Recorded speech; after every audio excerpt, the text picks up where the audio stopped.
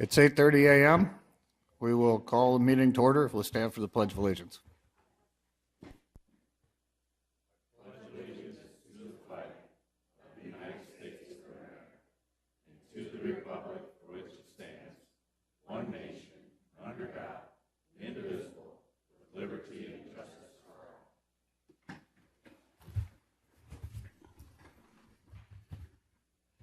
Item number 3 is an invitation for a citizen to schedule time on the commission agenda for an item not listed. Are there any citizens here? Pretty sparse crowd today, even more sparse tomorrow. Item number 4 is the approval of the agenda. Looking for a motion to approve. Are there any changes? So moved. Second. Motion been made and seconded. Any changes, any additions? Seeing no changes or additions, all in favor say aye. Aye. Opposed, nay. Motion carries. The agenda is set. Item 5 is a consent agenda. We have the approval of the minutes, approval of travel and education requests, approval of personnel action notices, and approval of the human services report. Is there a motion to approve? So moved. Second. Motion made and seconded. Any comments on any of the agenda items there in the consent agenda? Hearing no comments, we'll call the roll. Pierce. Boersma. Aye. Krogman. Aye. Jensen. Aye. Bartley. Aye. Motion carries. Item 6 is routine business. Item A is the approval of the claims. Is there a motion to approve? So moved. Second.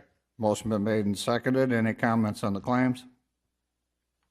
If not, hearing none, we'll call the roll. Boersma. Aye. Krogman. Aye. Jensen. Aye. Pierce. Aye. Bartley. Aye. Motion carries. Item B is the department head reports. We'll start with Brian. I guess he's at the first of the table.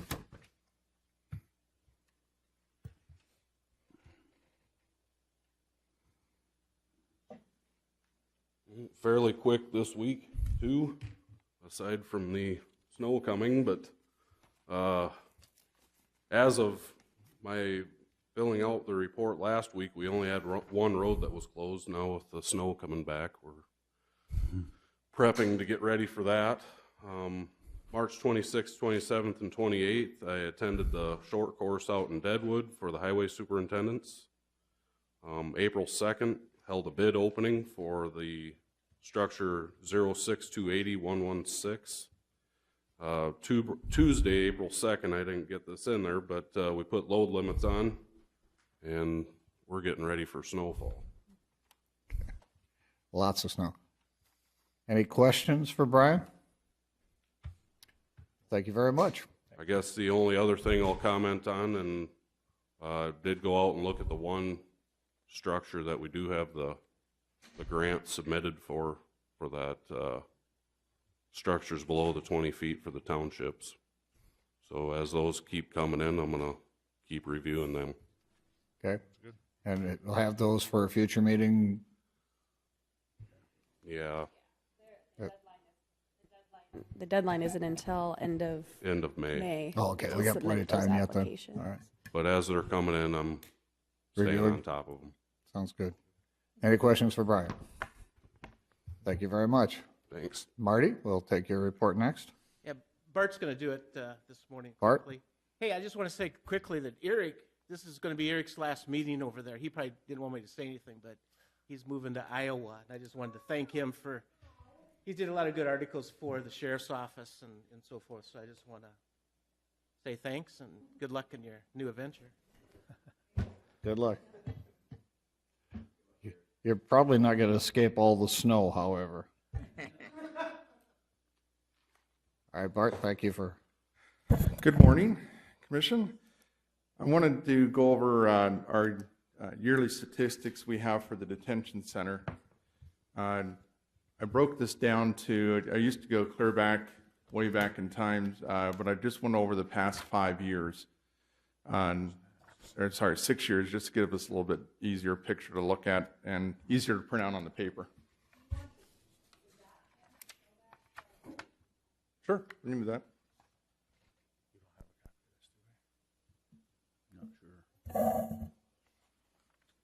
Well, that's neat. Okay. All right, so On our first one, our visitors were down a little bit last year, but that flows along the line with our inmate population. In 2017, our inmate population was almost at 41 inmates per day. Last year, we dropped down to just over 33 a day. So with that, of course, that drops our numbers down on a couple of different things. Our number of males that we booked was actually up, though, up to 1411. And our females booked was up to 481. Trying to understand that, though, with how many we booked versus, we booked more people in, but we've got less people in jail per day, but we had more people getting out of jail. Different bonds, we have different judges now, so there's a lot of different things that affected that. Our juveniles booked went down. It was nice to see that go down for a change. That number we haven't seen since back in 2015. The scary one is our involuntary mental health commitments. We increased by 24 committals, going all the way up to 71 this past year. And this is even though we're working very closely with East Central Behavioral Health and we are having less committals. When you work on these, we are actually doing less committals. There's more safety plans being set up. There's alternative things that are being done. It's the fact that the increase of these is still happening. So even though we're doing our best to do alternative methods, we still have an increase on mental health related issues going on in our communities. Some of that I think can be contributed with our training that we're getting for our law enforcement officers. They're being able to pick up on it easier. So when they're out at calls, they're encountering people, they're seeing that this is possibly mental health issues. Our involuntary alcohol and drug commitments, that would be involuntary holds for somebody that has an alcohol or drug dependency, went down to 3, which it's nice to see that go down because 99.9% of the time, we do not have a treatment center to take any of those people to, and we have to house them in custody. So that's where we are slated then that the only other place that we can hold them is in jail. The bad thing with that is I don't have anywhere to hold them away from the criminal element. So somebody that just has a chemical or dependency, they're not breaking the law under that hold, but we got to still put them in with somebody that's in for crimes. So that's not, anytime we even just have one a year, that's not good because we got to hold them in with our criminal population. You'll see some different things. Or first of all, do you have any questions there on those? Commissioner Pierce? Do you know, I lost track of the bill that was in the legislature on those involuntary alcohol drug commitments. Did that get moved out of circuit court to the local board? Or did that statute go to the 41st day? Sheriff, do you know for sure? I don't know for sure. I was watching it and then I lost track of it myself. Okay. Do you happen to know, Dan? Did you follow that at all? I don't believe it did. That it passed or? Correct. I don't Okay. believe it passed. Because that would make a difference in some of our costs and how we're handling those. And then on the involuntary mental health commitments, that 71 number that's quite a bit higher, are we seeing more that are repeat commitments, or are these all new people? Do you have a feel for that? That's a very good question. I'm glad you asked that. We comment about that quite frequently between myself and the hospital, is we're seeing more new people. We're seeing some frequent flyers, but nothing more than normal. These are brand new people we have never dealt with before. We've never even had any encounters with them before. And a lot of it is following along with drug dependency. Thank you. Any other questions, Commissioner? I'm just wondering on the involuntary committals, are we tracking whether those are juvenile versus adult as well? Or is there a high Yes, and I do percentage not of have one? that in this Okay. report, but I do have that we're tracking that as well. Is one of them increasing more exponentially than the other? No, we are seeing an increase in juveniles this year, though, Okay. Okay. unfortunately. Thanks. Numbers here at the top, I'm going to flow that along and with the rest of our report here. For 2018, we had some additional tracking that we did on our urine analysis test. The 3,164 tests that we did here was for drug court, and we also have Hope Court involved now, which Hope Court didn't start till January 1. So that 3,000 number does not include anything for Hope Court. This is all 2018 numbers, of course. So I'd look for that to be a lot higher this year because we're doing Hope Court UAs. But this number here, this 3,000 number would include anything that we did special for parole, probation, or the drug court, and they're not on the 24/7 sobriety program. The 2,951 number is actually how many UAs we did for 24/7. So we're doing less on the 24/7 than we're actually for other types of programs. That gives us a total of over 6,000 urinalysis tests that we did last year. That's huge for us. Some of those can be very time consuming because somebody will come in, they need to come in on certain days, and they come in unprepared. So they've got to sit there for a while sometimes till they can use the restroom so we can actually get a test done. So some of it can be time consuming. Others are in and out pretty quick and they're done, which is great, but some of them does tie up some time. So following the rest of this report will be all 24/7 sobriety program.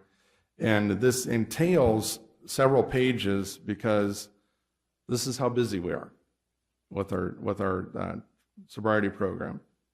I did this a little bit different this year because earlier last year, the state went to a new website program, and trying to keep track of some of the numbers we did in the past didn't work out the same with the new website. So we had to do a little bit different of a report. So these gray box areas is where I had to take out some things that we tracked before. But I still think we did a pretty good picture on what all we did. I won't go over every little type of violation we had. We have things set up too now with our courts that we have standard protocols to follow. So if somebody comes in and they fail a test on certain tests, then they get automatically hold for 48 hours. Other tests, if it's a fail, such as drug patches or the scram bracelet for the alcohol testing, those get forwarded to the state's attorney's office before there's any violation done on those. But other ones like the urinalysis test and our PBT test, the breath test, if you fail one of those, it's swift. You're coming in, we're booking you in right now for 48-hour holds. So that's some of the probably the majority of those are on failure types. We do have lates and we do have no-shows. So through all of last year, we had 335 violation reports that we did. That's an up from 55 from the previous year. That increase is because we're just getting more and more people on the program. Our PBT test violations goes on here to the next one. You can see there in the first box there. We did 20,750 PBT tests last year. That's somebody coming in and where we're doing the breath test. On an average, we're doing 57 people per day. That gives us an average of 28.5 participants. Passing rate is great. We had 99.67% that actually come in and pass their test. that's good news for us. That's less people we've got to hold. And then just following on down through the rest of the line here is the different types of failures and stuff. On to the next one here. We've got our scram violations. This is the scram bracelet for alcohol. Last year we only needed about 25 bracelets available to use. We had sort of less participants on. We only had about 20 on per day. And then we had 10 reports that we sent over to the state's attorney's office for ones that had failed showing alcohol readings while they had the bracelet on. So that's not too bad of a number there, I don't believe. Urinalysis testing, we had 155 participants on last year. As you can see, that's an increase up of 73 from the previous year.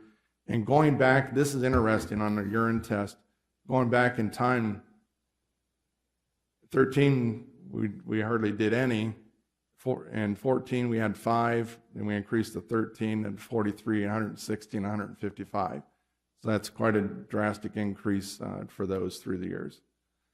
And then, of course, that follows along the line with, you can see how many total tests that are done per year. Nice thing is, though, we're still getting about 97.4% that are passing. So that's good. And then the rest of that box, there, that column there is the types of violations that were done. Drug patch violations. We had 35 participants on for the year. We try to do less drug patches than we do urine testing. Drug patches does not bring any money in for the program.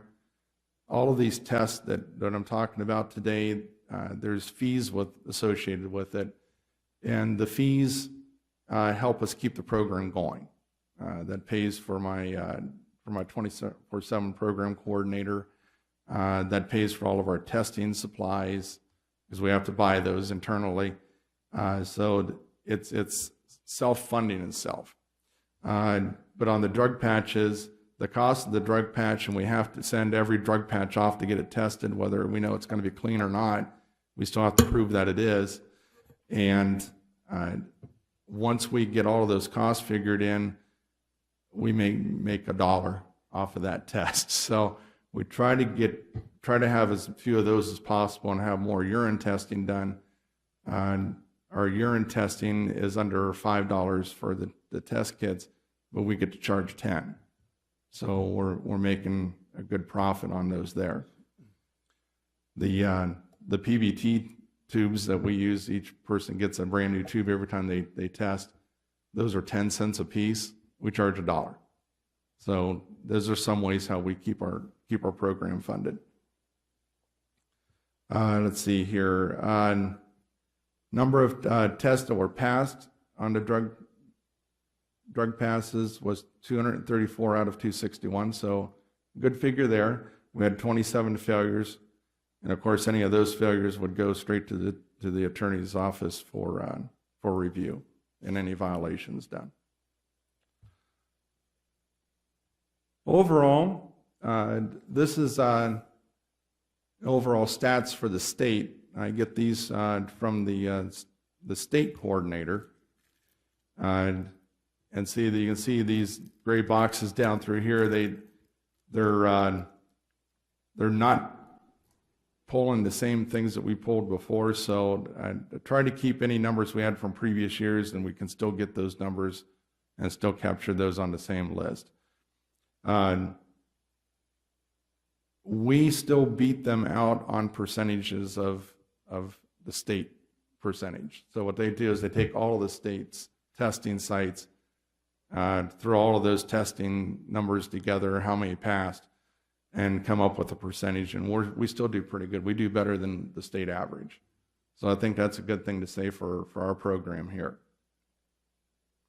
If I just emphasize for a moment, my coordinator that we have for this, Tanya Thornton, is super busy. She's got her own spot, her own desk and stuff. She does so much through the day. She's been such a blessing for us, I think. This program would not be the success that we've got it at if it wouldn't be for having a coordinator.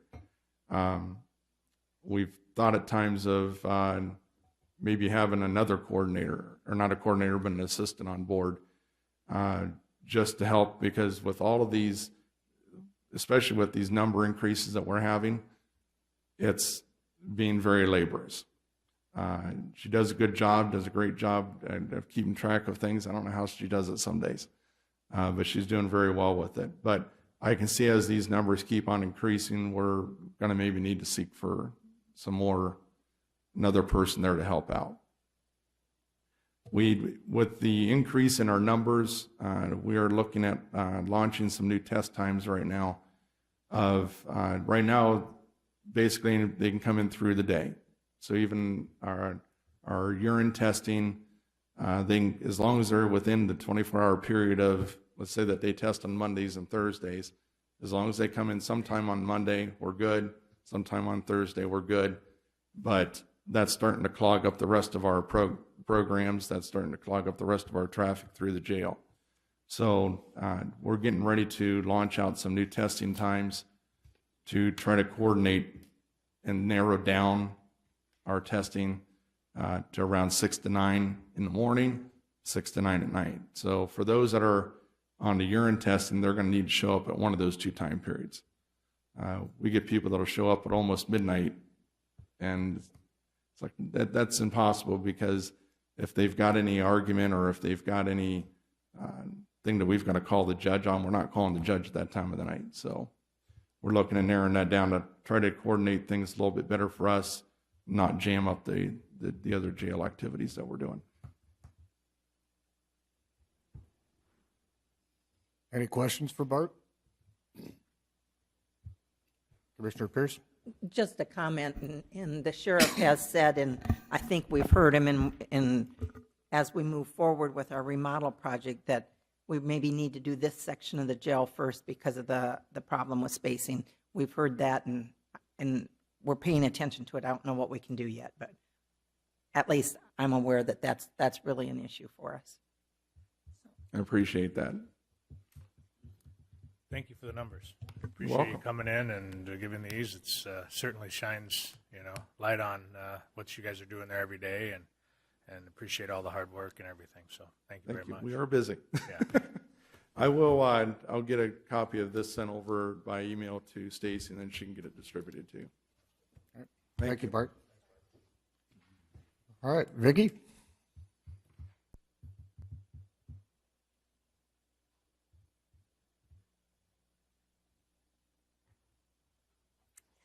Good morning.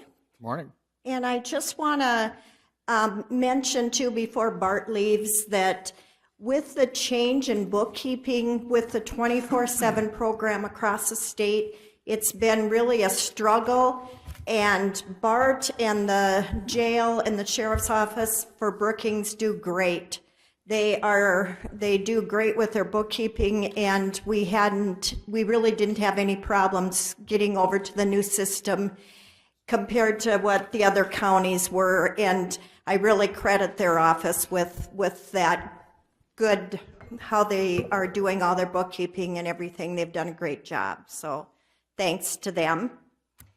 And for our office, we will be here late, 3 of us today, Jenna, Kristen, and myself, with the election. And we were in early to make sure all the equipment was working well. We didn't get any calls on equipment down, so I think everything's a go.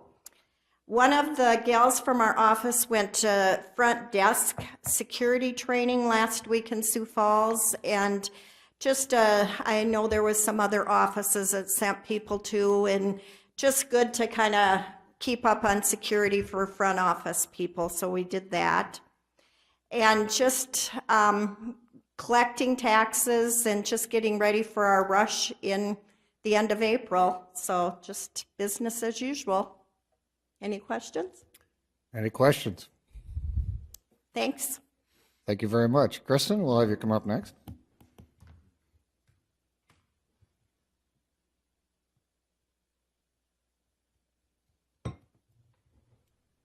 make this really brief. I just got told that I can head to Sioux Falls this morning and beat the snow for a doctor's appointment. So, good morning. We had 270 kids come from all parts of the state to compete in our national archeries and school programs. They absolutely loved the facility. They would love to come back and utilize it next year. The only complaint was the parking lot. So I informed them, hey, guess what? You don't have to worry about that next year. So pretty excited there. We did make a offer to a new employee. It is contingent on her background and those procedures. We have 4 different organizations in the next 2 weeks that are coming in to do qualifications. These are all part of the new contracts that we have established with National Guard, ROTC, and the VA Police. Gun League is ended, but however, we have been asked to do one in the summer as well. They enjoyed the gun leagues that we put on so much that they've asked us to go ahead and do another one.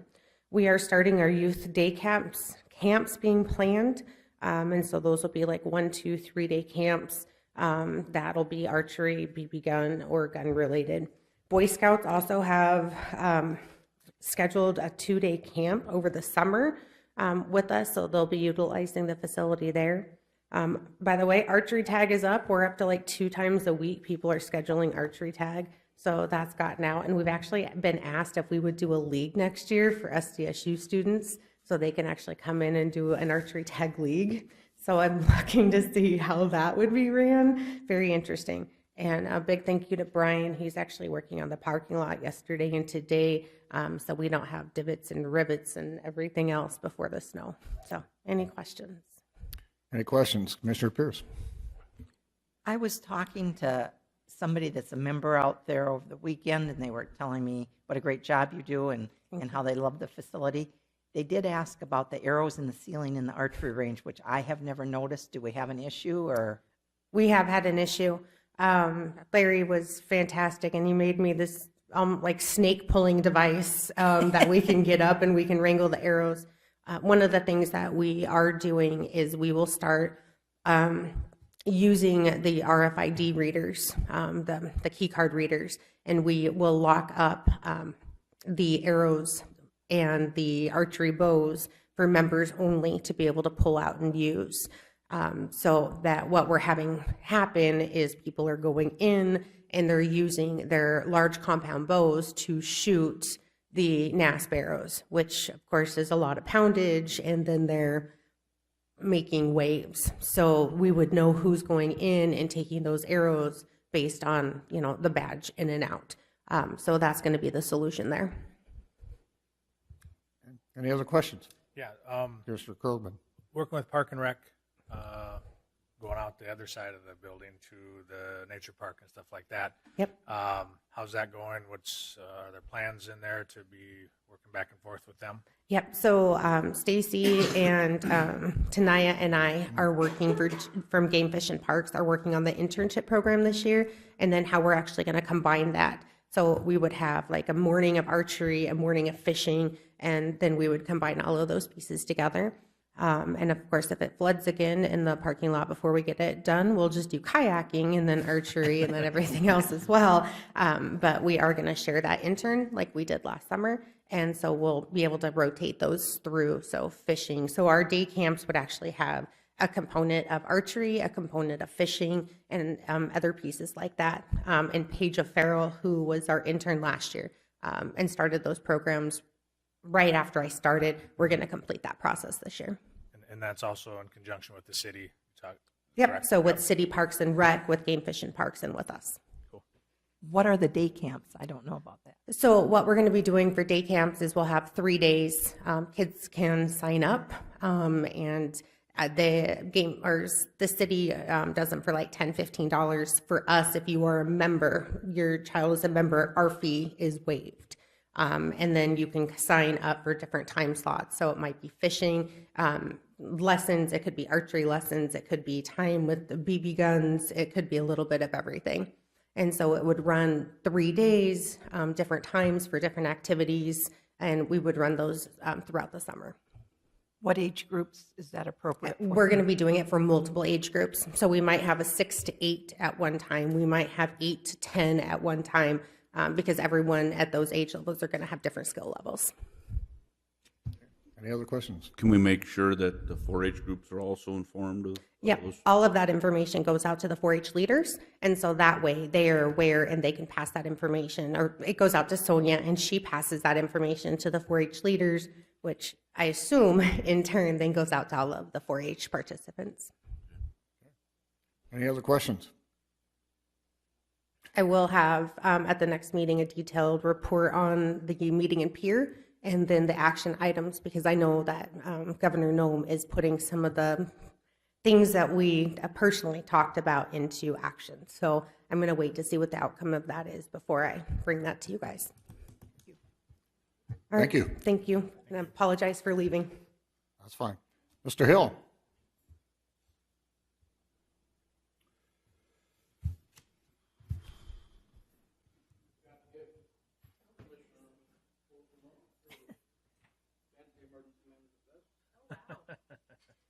You're supposed to have that in your car at all times. You have to wear it to each meeting. From now on. We actually just got that back from the old commissioner, so took us a little time to get everything assembled, but that's to be used at if you ever attend like an emergency management type incident. At least they know who you are. First time we passed those out, we had Commissioner Weissef out in Volga helping us cut tree limbs down, and he was wearing the vest. So it does get used, or can get used. Good morning. Obviously, the weather is going to be overriding everything the rest of this week. They are projecting 18 to 24 inches of snow. Heaviest snowfall is expected tomorrow night and Thursday, with 1 to 2 feet of snow possible. And if we don't get the snow, we're going to get the rain. They're looking for 2 to 3 inches of moisture. So as much as we would like to say this is a Trojan horse and it's going to miss us, we have to be prepared, and along with that, we have mailed letters out to each one of our townships. The period for, we're calling it the blizzard of a March blizzard of 2019. They'll probably change the name of it now, but the period's going to close Monday, April the 15th, and we've mailed I want to say 46 packets out last night to all the townships, and we're going to deliver a packet personally to the city of Bruce so they can start doing damage assessment on their township roads in the city up there. We're also working with our county highway superintendent. Any of the federal roads can qualify under the FEMA program, and if they're federally backed roads, then he's got a South Dakota Department of Transportation program that he goes through to help recoup some costs. And we'll see, this is just the starting point. We have to meet a certain threshold of like $126,000. If we can meet that threshold, then it would go to the federal level and they'd come out and look at it. If we can't meet that $126,000 threshold with all 23 townships and the city of Bruce and Brookings County and any other community that's hit, then we won't be eligible for federal aid if it's offered. No guarantees, once again, but we're working hard on that just in case it does go through. A lot of communities got hit harder than us. We do realize that, but we do consider ourselves being hit hard also.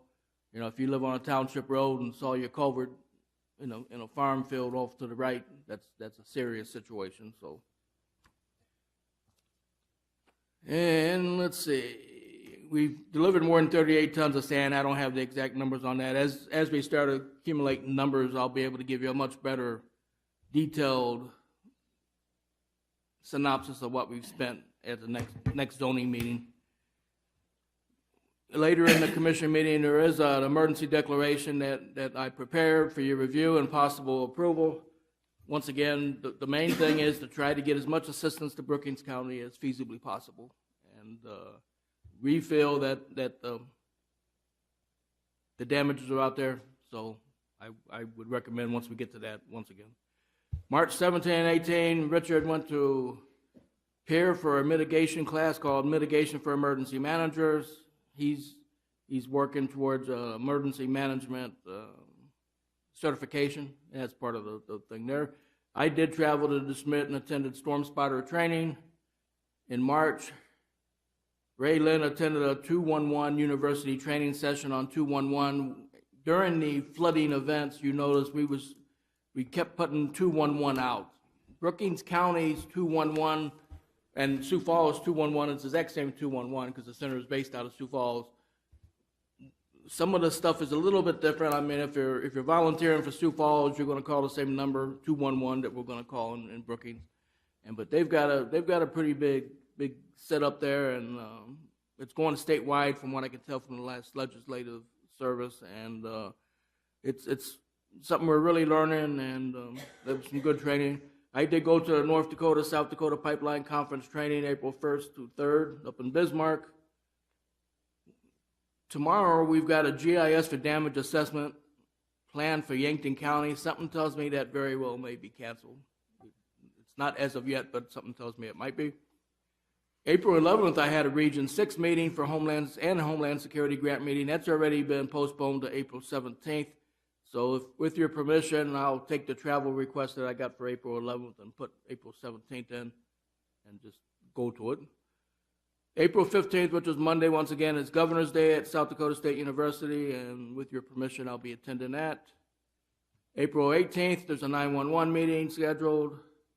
April 22 to 26 is Severe Weather Week in South Dakota, and during that week, April 24th, we'll have a tornado drill scheduled.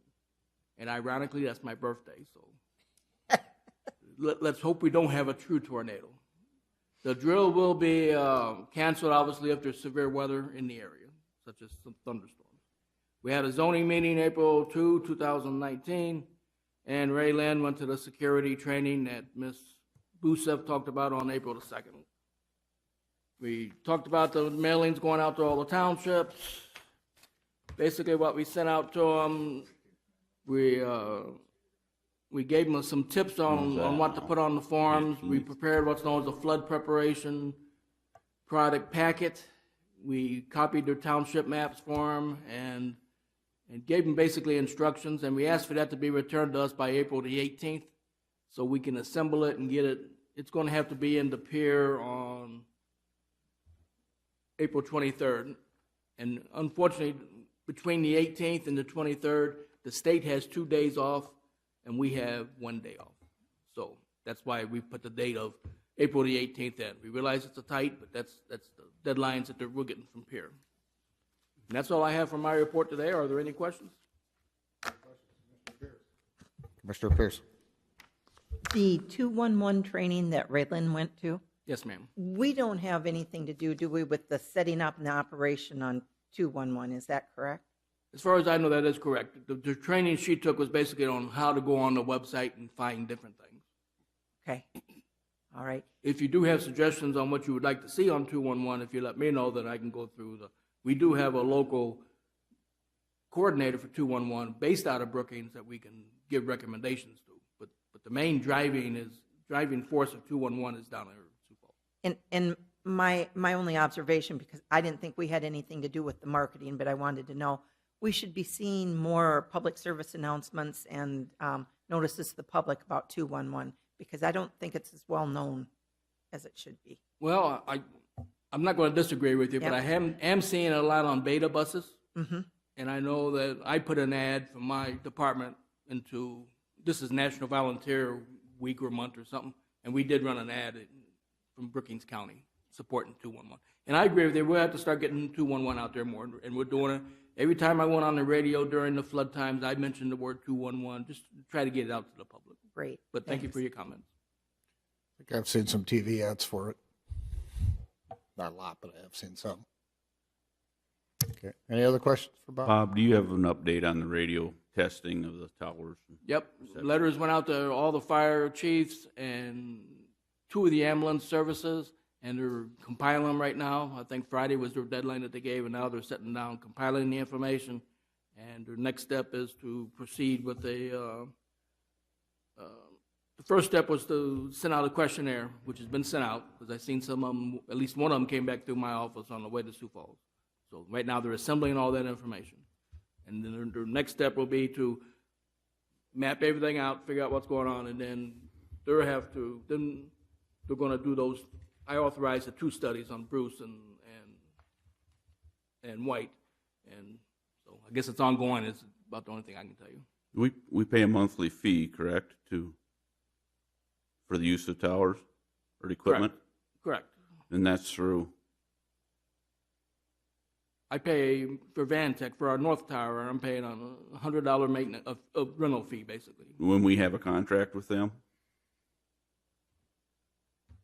Of the level of service we should be, that we're paying for or not?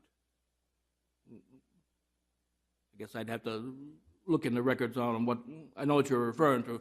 With Sioux Falls Two-Way, I've got a maintenance contract that's got similar to what you're referring to on our south repeater and my repeater over at the highway shop and the repeater on the Blue Water Tower.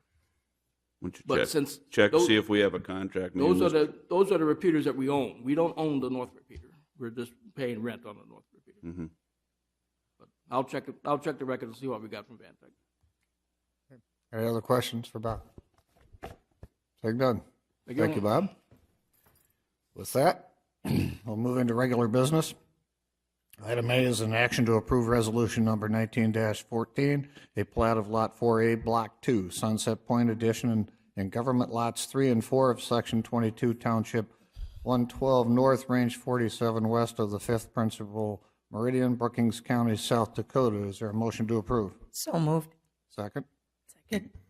Motion been made and seconded. Are there any comments? Hearing none. We could have a report if we need it. If you're comfortable, we'll move on. All those, we'll call the roll on this one. Krogman? Jensen? Aye. Pierce? Aye. Boersma? Aye. Bartley? Aye. Motion carries. Item B is an action to approve resolution number 19-15, a resolution declaring a state of emergency. Is there a motion to approve? So moved. Second. Motion been made and seconded. Any comments? Bob had already covered this. Any comments? I just had a question, Bob. Do you have a feel for whether we're at the $126,000 threshold or? Well, we're going to be close. I mean, it's just, I'm hoping that, we had a good chance that we talked to the township before the event, the main event, and we explained to them what we needed. So as long as they've got the proper documentation, which I'm sure they do at the township level, I believe there's been enough township road damage to sustain it. Because there's currently a lot of township culverts that are just showing up because of the frost going out. They're starting to fall in. And we're going to have Yes. I'm sorry. Go ahead. And we're going to have a little bit more damage from this 24 inches coming in, and that's going to be rolled into the same declaration. Any other questions? I will call the roll. Jensen? Aye. Pierce? Aye. Boersma? Aye. Krogman? Aye. Bartley? Aye. Motion carries. Item C is an action to approve agreement number 19-24, a State of South Dakota Department of Transportation Joint Powers Agreement for Pocket Gopher Baiting Services. Is there a motion to approve? So moved. Second. Motion been made and seconded. Any comments or questions? Comments or questions? I know Misty isn't here, but she is recommending approval on both this agreement and the next one as well. Okay. No comments? All those in favor say aye. Aye. Aye. Opposed, nay. Motion carries. Item D is an action to approve agreement number 19-25, a State of South Dakota Department of Transportation Joint Powers Agreement for weed spraying services by the county. Is there a motion to approve? So, second. Motion been made and seconded. Any comments? Nobody wants to talk about weeds. Okay, seeing none.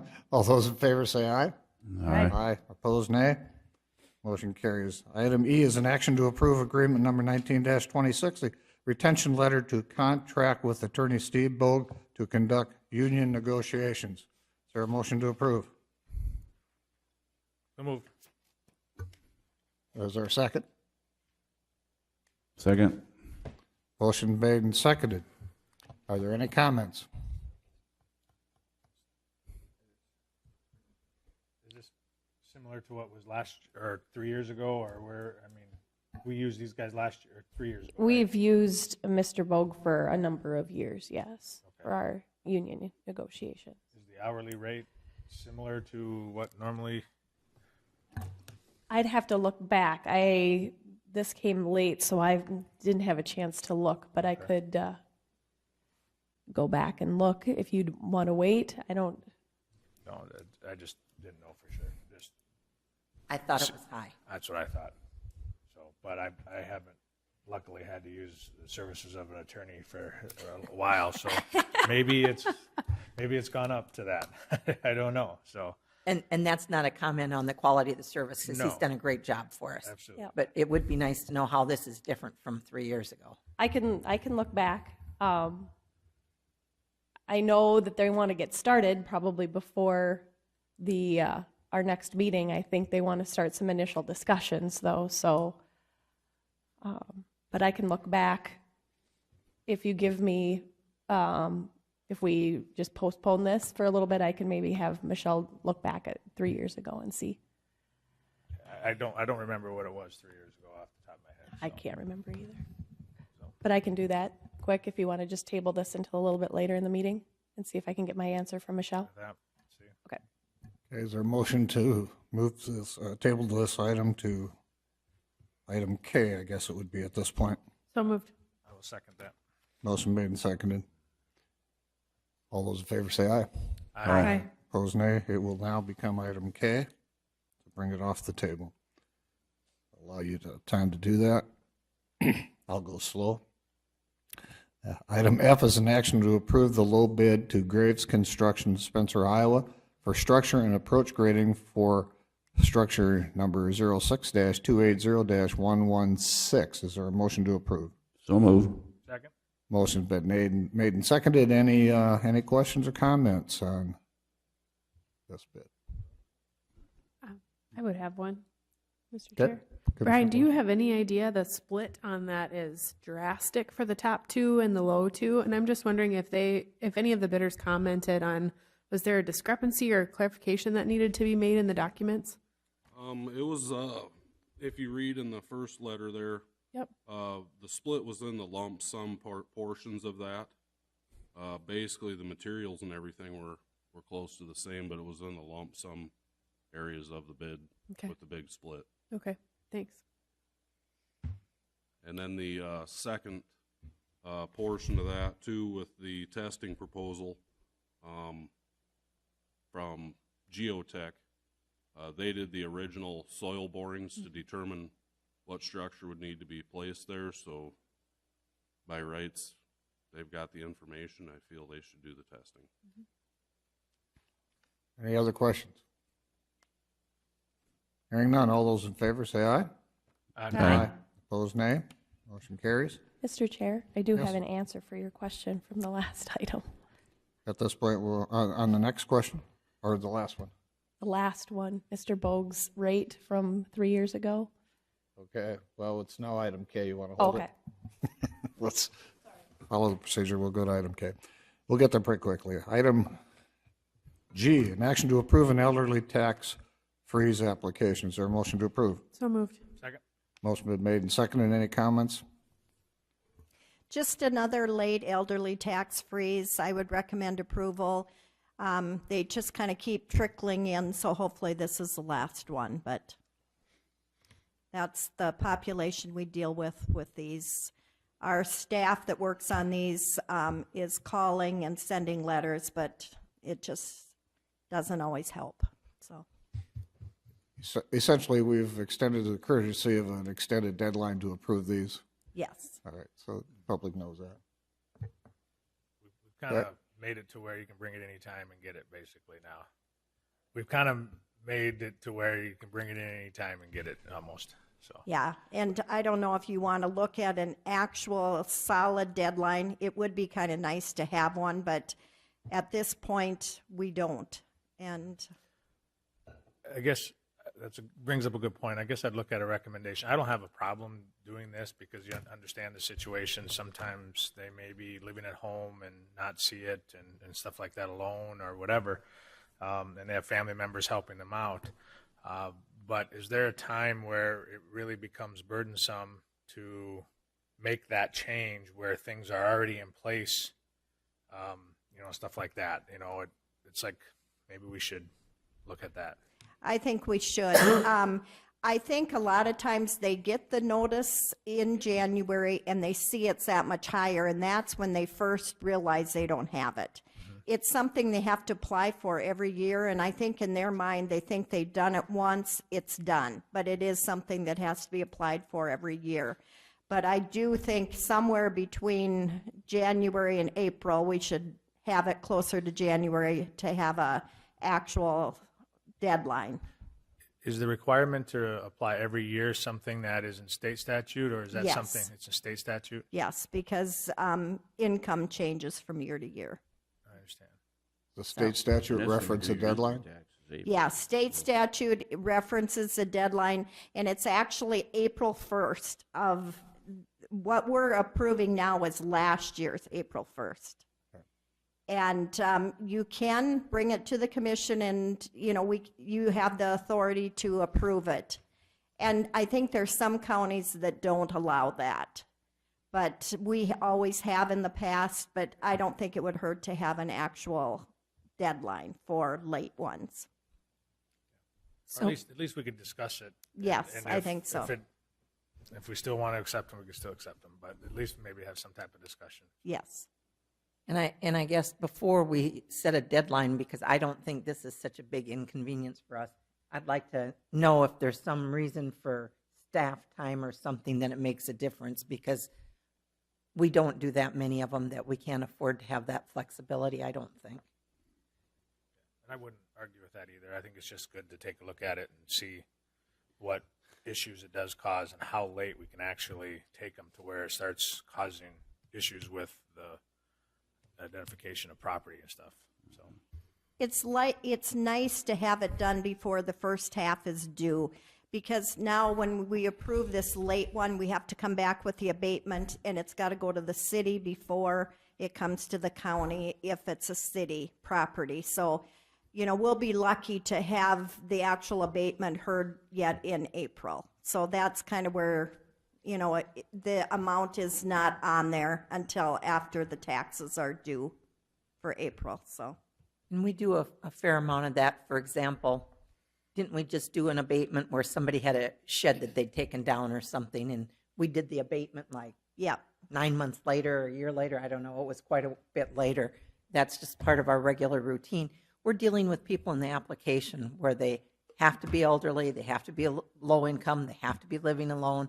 I mean, these are people that really don't have the resources and the abilities sometimes to get the paperwork completed between January and April 1st. And if we were seeing 50 of them, it'd be a different thing. But when we're seeing one now and again, I would be opposed to us coming up with a deadline and we just say to this person that really has issues that we're not going to consider that because they missed our deadline. At this point, we don't have an established policy other than we'll take them as needed. Maybe what we want to see you come up with, Kristen, is some sort of established policy, okay. and we could discuss that at a future meeting. So if we establish a policy that we agree upon, I then mean, right now we have the deadline of April 1st, but it's if they're late, we've been approving them. Yeah. So, and that might be just in continuing to do that. our unofficial policy is to let it go, but I mean, Right. what I'm saying is if we establish it as an official policy, Yeah. then I think we're, And I think Much this better is off. the fifth one we've had this year, and last year we had one or two. So we've just had a few more this year, but yeah, the policy may end up being handled as we have. Yep. Any other questions? Hearing none, all those in favor say aye. Aye. Opposed, nay. Motion carries. Item H is an action to automatically supplement for unanticipated expenses incurred and reimbursement made to Brookings County registration reimbursement from canceled SDACC Spring Workshop, receipt number 453532 to general line 101-4-111-4270, in the amount of $500. Is there a motion to approve? So moved. Second. Motion been made and seconded. Any comments? This just puts that money back in the budget. We had submitted our registration for a spring workshop out in Pier, and then due to the weather a month ago, it got canceled. So it just puts that money back in that budget. Any other comments? Hearing none, all those in favor say aye. Aye. Opposed, nay. Motion carries. Item I is a discussion and possible action to assign Building Fund 301 Fund dollars for the future purchase of the Beta Bus Garage. Is there a motion to approve? So moved. Second. Motion been made and seconded. Comments? What What was amount the does that motion? motion include? Well, I think we had put in there, well, again, I had brought up last time, 300,000 to 400,000, but I think through discussion, 200,000 was appropriate, and I'm fine with that too. Again, just to reiterate, it's something that we are going to probably need to do. So let's set those funds aside and let's identify them, which then also could help Beta with requests for grants showing that they will have some potential income coming from the sale and that we're actually planning for it. Obviously, it doesn't say we are, it doesn't say the amount that we're buying or any of that type of stuff. It just puts a certain amount in there. So I would make a motion to put 200,000 or identify 200,000 in our building fund for the purchase of the Beta building on our own land. And I would second that motion. Okay, that's an amendment to the main motion, so any comments on the amendment to the main motion? The 200,000 would be assigned.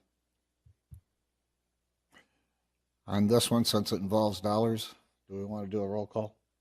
I believe we do. Let's do it. We're not spending any money. We're just moving it around. So I guess that's at your If you're discretion. comfortable, we'll do a voice vote. All those in favor of the amendment, say aye. Aye. Aye. Opposed, nay. Now, we're going to vote on the motion as amended, at $200,000 to the Building Fund 301 Fund.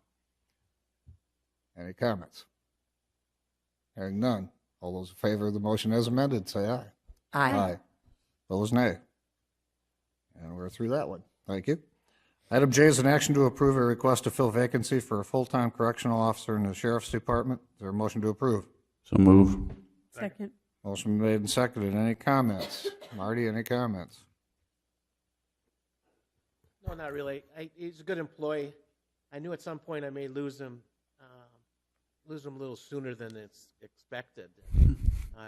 But Okay. moving back to Pennsylvania. Yeah, maybe it's not snowing there today, but it's raining there. It's raining, I'm sure. Any other comments? Hearing none, all those in favor say aye. Aye. Aye. Opposed, nay. Motion carries.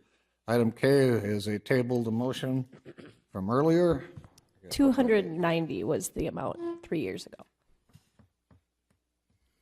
It's an action to 290. approve agreement number 1926, retention letter to contract with Attorney Steve Bogue to conduct union negotiations. I need a motion to remove it from the table. So moved. Second. Motion made and seconded. All those in favor say aye. Aye. Opposed, nay. Motion carries. It's now on the table for discussion. And do we have a motion now to approve? We the had an letter? original motion, so We do this have. just removes it from the table for action. That's fine with me. Yep. Me too. No further comments. All those in favor say aye. Aye. Opposed, nay. That passes. Item 8 is Commission Department Director's Report. Well, first things first, do you want to reschedule our jail tour for tomorrow? Yes. Okay. I'll maybe send out, or if you know kind of what that might look like. I know with the Easter holiday coming up here in just about a week and a half, people's schedules are kind of getting full. So if you would like, do you want me to look at maybe the end of April, the end of the month? Maybe get away from some of this weather again, and end of April, first part of May. I don't know that it's a huge issue with the folks in Renville County. You know, I think they're willing to host us kind of whenever it works. So, does anybody have a preference?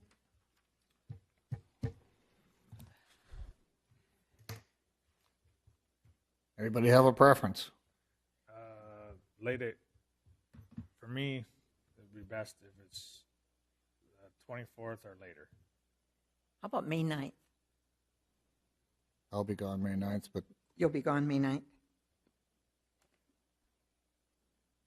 how about the Is it- 1st? May Day. Open. May Day. You can all bring me a basket of candy. They used to do that, didn't they, on May Day? Kids give other kids baskets of candy on May Day. Starting to show my age here. Are you on the 10th too then, Mike? Either the 28th or 24th or May 1st. Maybe Otherwise, I once. go to the 13th week.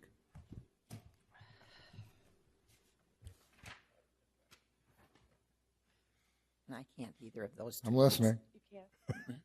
May 1st works for me, May 1st works for you, not over here. Ryan? Do we need a doodle? It does not work Works for for Leanne. me. Doesn't work for Leanne, May 1st doesn't?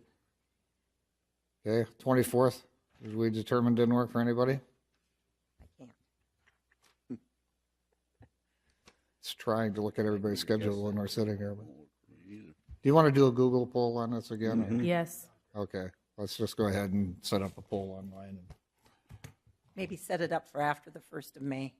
Yeah, apparently, that's going to work best. Okay, Okay. There are 2 invitations that were attached to my report for different fire department feeds coming up, Elkton and Brookings. Elkton is Friday, April 26th, and Brookings is April 30th, and there's some more information on that in the public notice part. Looking at 2020 budget process is going to be kicking off here, believe it or not, in the next month or so. If we look at kind of the schedule that we did last year for budget hearings, we did those in June, the middle of June. So I'm looking at June 11th and June 12th. June 11th is a Tuesday, and that would be pretty much all day. We met in, if you remember, we met next door in the community room, and we met pretty much all day, had the schedule, and then we met a little bit on the morning of the 12th too for a few hours just to wrap hear maybe 1 or 2 departments and just wrap some things up. So looking that far out, does that work for all of you? If it does, I would like you to get that on your calendars now so we can plan for that. And all day on the 11th, and then at least until noon on the 12th. I'm seeing Leanne, Angie, Mike, okay. Works. Larry, Ryan, yes. Larry, yes, does that work? Mm-hmm. Okay. Perfect. Vicky, does that work? I know you and I've kind of discussed that already. do you have an 8:30 start again? What's that? Start at 8:30? On the I'd have 11th? to look if it's an 8 or an 8:30 start. I'm thinking.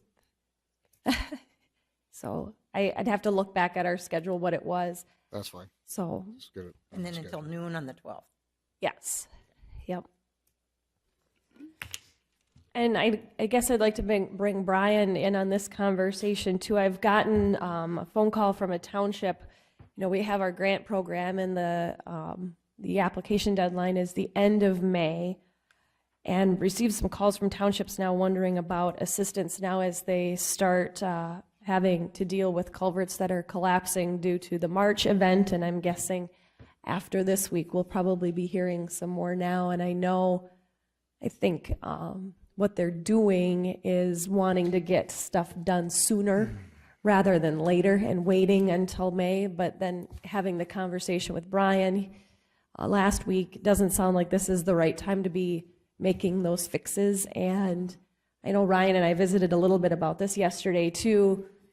You know, I don't know if they're asking specifically, but doing projects and then kind of asking for reimbursement almost from those. And I know what I've told them is that wasn't the intent of the program. The intent was to come to the board with proposed projects that we would approve or not approve at whatever level we saw fit, and then get the projects done. So I guess, you know, I need to get back to some of these folks.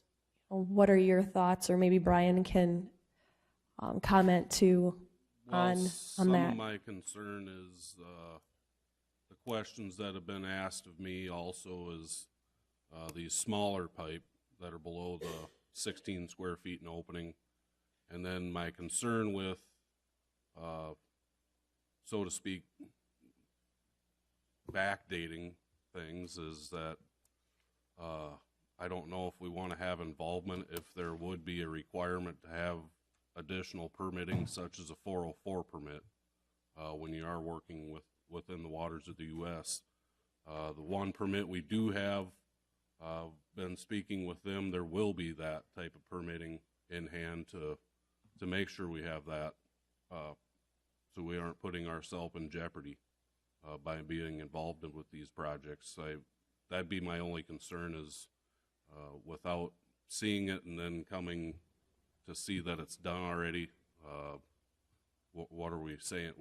I don't want to promote it, is essentially what I'm saying.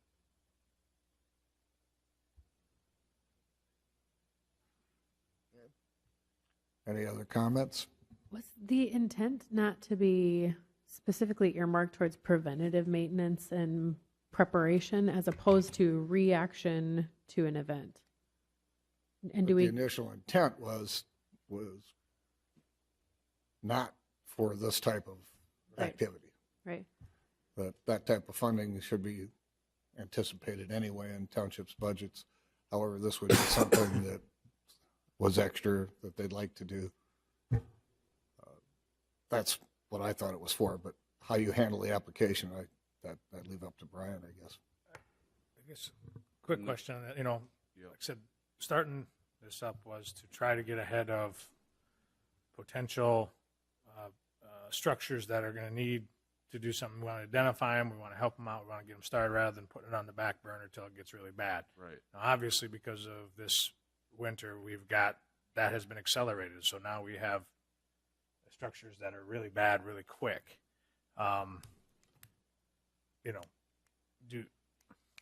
Do we do something different, like similar to an emergency type of thing that we've done there that says, okay, this was not on your list, but now it is because it's washed out. So how do we help with that? Do we My have only a concern conversation? with there is too, and in the future, if they were to get any sort of funding, we probably wouldn't see any of that dollar back.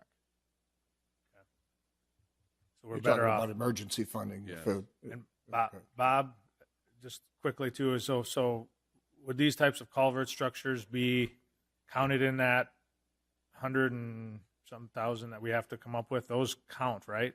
The only thing that's going to count for our federal stuff is anything that occurred damage as of March 13th, or the date of the blizzard. So if it was a pre-existing issue, it would not count.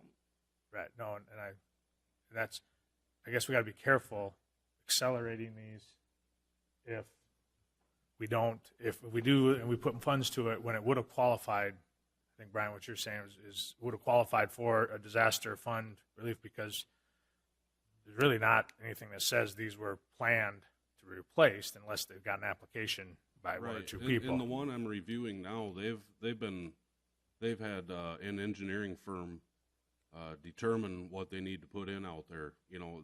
They've been doing their planning. Yeah. And I feel these are the projects that we need to promote because, for one, we want to make sure the proper permitting is in place and the sizing is correct. They've done all that legwork, I guess. That's the way I look at it now. You as the board, can take it as my recommendation goes, but I feel the proper planning and looking to make sure we're doing this and installing these at the right time of year. This time of year isn't the best as our ground's still coming out of the frost.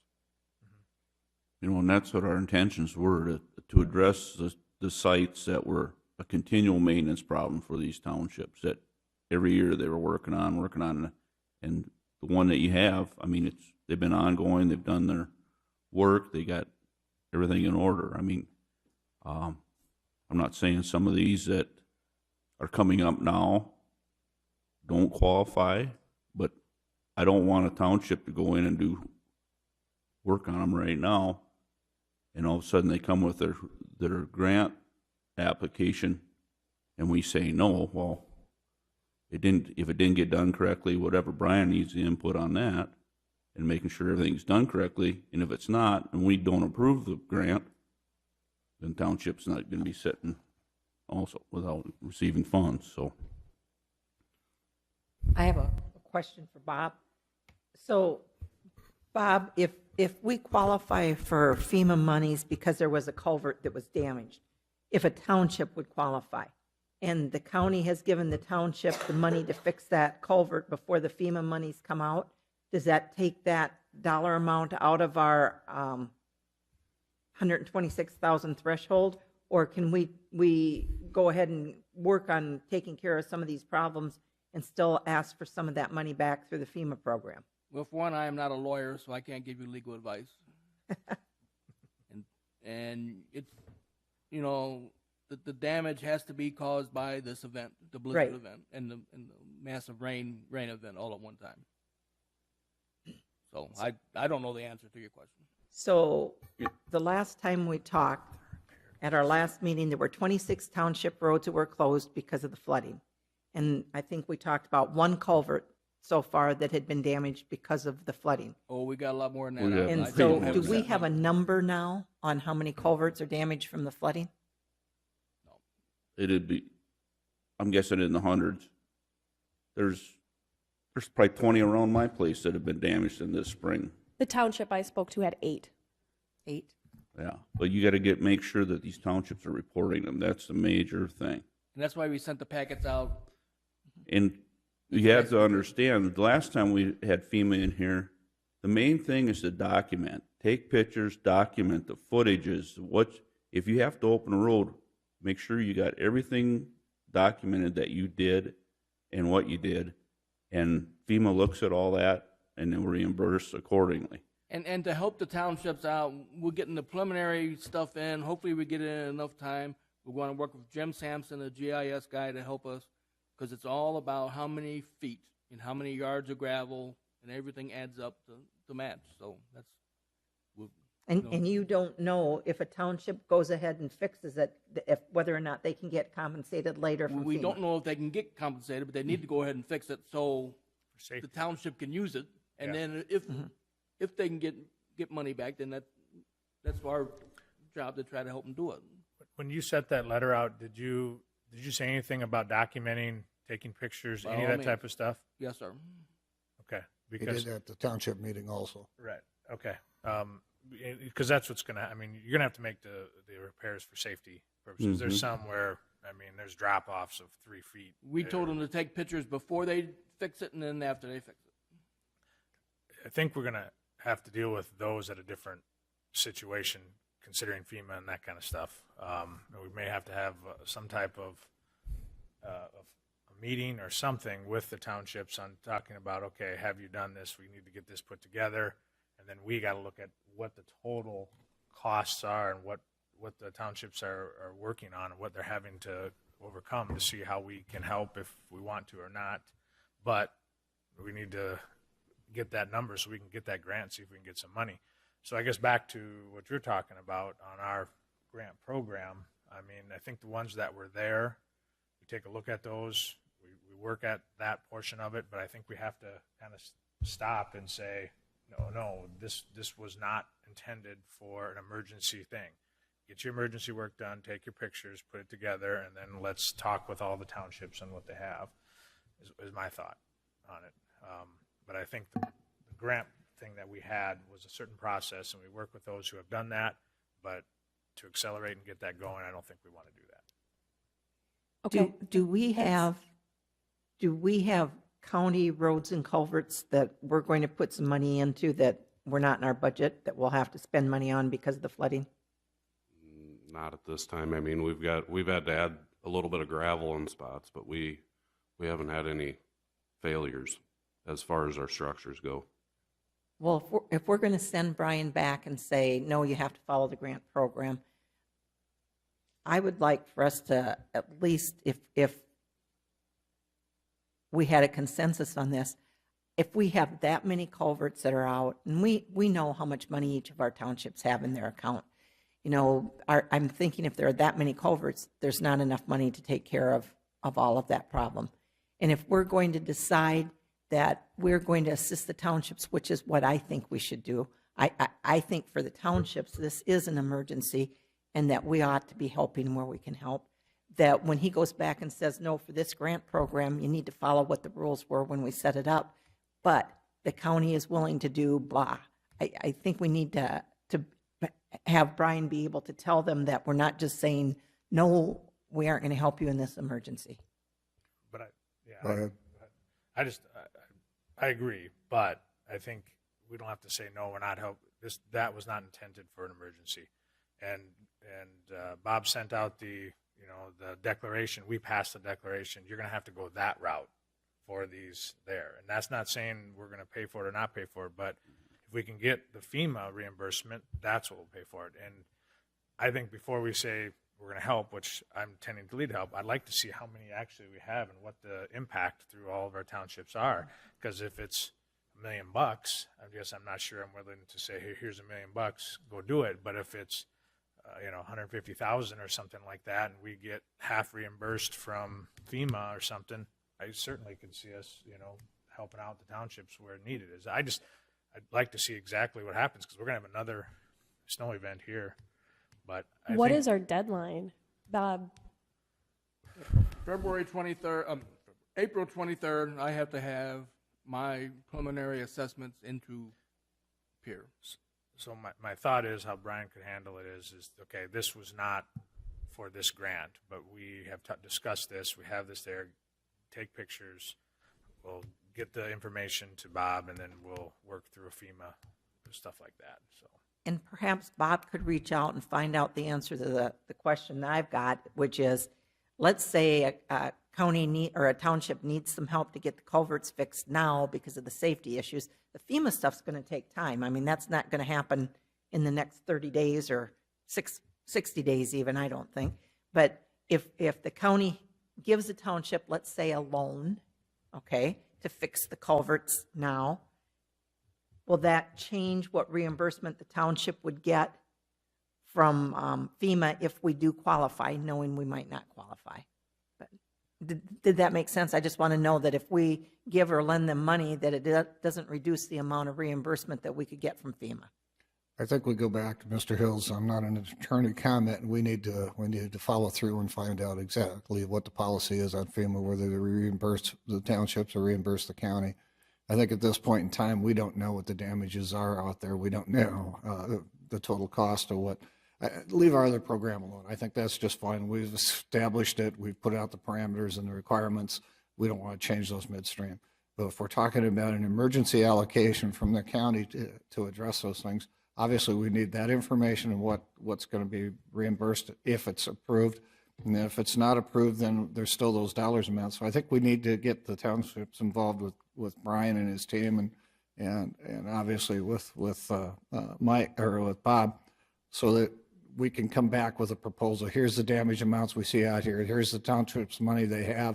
Here's what they've already fixed. Here's what they need to immediately fix and they don't have the funds for.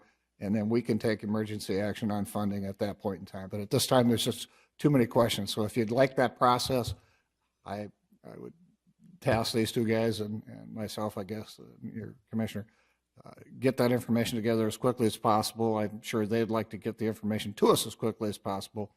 I think you need to establish a protocol with Bob's help as far as documentation on pictures and so forth for FEMA. But at the same time, you have your requirements on how they replace these things as far as engineering if necessary and so forth. So go ahead and put that together, come back to us as quickly as possible. If we have to have an emergency meeting to deal with this, we can certainly call one. The chair can call it, or any of three of you can call it.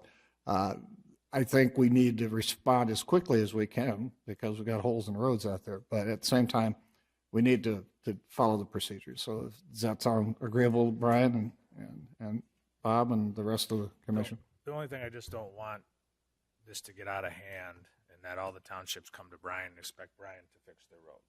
Okay, Brian's not going to fix the roads. Right. And so Brian has his responsibility. The township has their responsibility to do that. So they need to take their steps to do that. Right. And I'm sure they are. I'm not saying they're not, but we can't just say, Brian, you got to go check this out, do that kind of thing, and next thing you know, we're fixing them, we're doing them, we're funding it, we're doing the whole works. It is an emergency. I'm wrong, but we still need to follow the kind of the protocol of the responsibility of the agency that has responsibility for that road. So, Exactly. Mr. Chairman, if I may, it's vitally important that they follow these FEMA procedures and get this information back to me by April the 18th. Otherwise, this will fall through the cracks and the county won't get any funding. So we have to be careful. I mean, if they come to Brian, please ask him, have you done the FEMA paperwork and submitted it? That's a separate deal than what you're dealing with. Right, and I've got the information. When that gets sent out, Bob, does that go to the, I sent one copy to each chairperson and one to each clerk. I double mailed. They've all been notified already They've all been, once. all 23 townships. They could take a follow-up on that deadline, and if they don't follow through, they don't follow through, but. that's the problem. Some of these townships, I know they're doing maintenance on these culverts right now, and they probably haven't seen that email. I mean, No, they won't get the mail until either today or tomorrow. I understand that. We just mailed it yesterday at 5 o'clock and went out in the mail. yep. I put it in the box. But I mean, even if it gets sent to the chairman or the clerk, some of them supervisors are doing work out there, they don't even know that that document exists. Are you saying that they're doing the work today because today the weather's They've been nice? doing work and all tomorrow week. it's going to snow. Well, yeah, and that's the goal. FEMA, the goal is never not to do the work. You need to get the work done, and then if you qualify for the funding, then you can be reimbursed as long as you got your receipts and everything. And there's been townships contact me about that earlier, and I told them, do your work, maintain your receipts, maintain your photographs, and if the declaration comes through, then we'll file it. All right, so we agree with the process at this point. It's Brian and Bob will follow up on what you've already started, basically. Okay. And get back to us if we needed to do any emergency type funding. Okay. The last thing I have, just to go over some upcoming dates this afternoon, we will reconvene as the Board of Equalization at 1 o'clock here in the chambers to go through the Equalization Board process this afternoon. The post-legislative luncheon is next Wednesday, the 17th. I think I've heard from everybody. Mike, are you able to attend that, or are you out? You are April 17th, next Wednesday. I'm gone. You're gone, okay. Because I would like to RSVP for that, either yet today or tomorrow. Offices are closed for Good Friday on April 19th, and then I discussed the 2 firemen's feeds coming up. And then also I had a handout this morning, Tuesday, April 30th, BEDC, Vision Brookings Spring Receptionist and Social. We do need to RSVP for that. So if you know you're going to attend and want me to RSVP for you, can let me know that. So that's all I have. Okay, thank you. Any questions for Stacy? Hearing none, Mr. Nelson will have a State's Attorney's Office report. Nothing new to report. Things are well. That's a record short report. Any questions? Commissioner Pierce? Dan, did you fill your open position? Not officially, but we Not made a selection. We haven't started the official paperwork yet. Okay. So, Okay, any other questions for Dan? Seeing none, we'll move on to item 10, which is Commissioner reports and discussion items. We do have some correspondence we did receive that you've all looked at. We'll start Commissioner reports with Commissioner Pierce. On March 27th, Commissioner Krogman and Stacy and myself and Laura met with the lady whose name I just lost from. Sherry Matthews. Thank you, Yes. Sherry Matthews. And I think Commissioner Krogman's going to talk about this in his report, and we have, I think, a recommendation to make about, but he's got the numbers, and I'm going to let him deal with that. And then on March 27th, I attended the BEDC meeting. On the 28th, went to Joint Powers. We had a special meeting. We're planning on putting a bathroom in the basement because of it being an emergency shelter. and we had approved 18,000 approximately for the budget on that. The bids came in at 25,000 approximately, and we had conversation, and we sent everybody back to get back in line with our $18,000 budget, and we did get a new bid that's in line with the budget, and I think that's moving forward now. So, on April 2nd, I attended the lean meeting, and I believe Commissioner Boersma is probably going to report on that because she chaired the meeting, so I'll let her handle that. Went to the Chamber annual meeting on April 2nd. There was a good turnout, and it was very nice. On April 3rd, I met with Fred Weeks, the mayor of Aurora, and Chuck Tiltrom, who is the chair of the Planning Commission for Aurora, and Mary Kidweiler from the Brookings City Council to discuss where the boundary between Aurora and Brookings would be the cities for purposes of our joint jurisdiction ordinance. And we had a recommendation from First District. They had drawn out a map, and the law says we're equal distance unless we agree differently. We'd like that boundary to be about, I think it's about 200 feet further to the east, but Bob can correct me if I don't have my number quite right on that. And the mayor and the head of the Planning Commission both agreed with our recommendation. They're taking that back to their joint boards, and eventually all of that will be showing up as part of the noticing and everything else that we'll be doing with joint jurisdiction. But they had no problem whatsoever with the recommendation. Did I have that number of feet approximately right? Okay.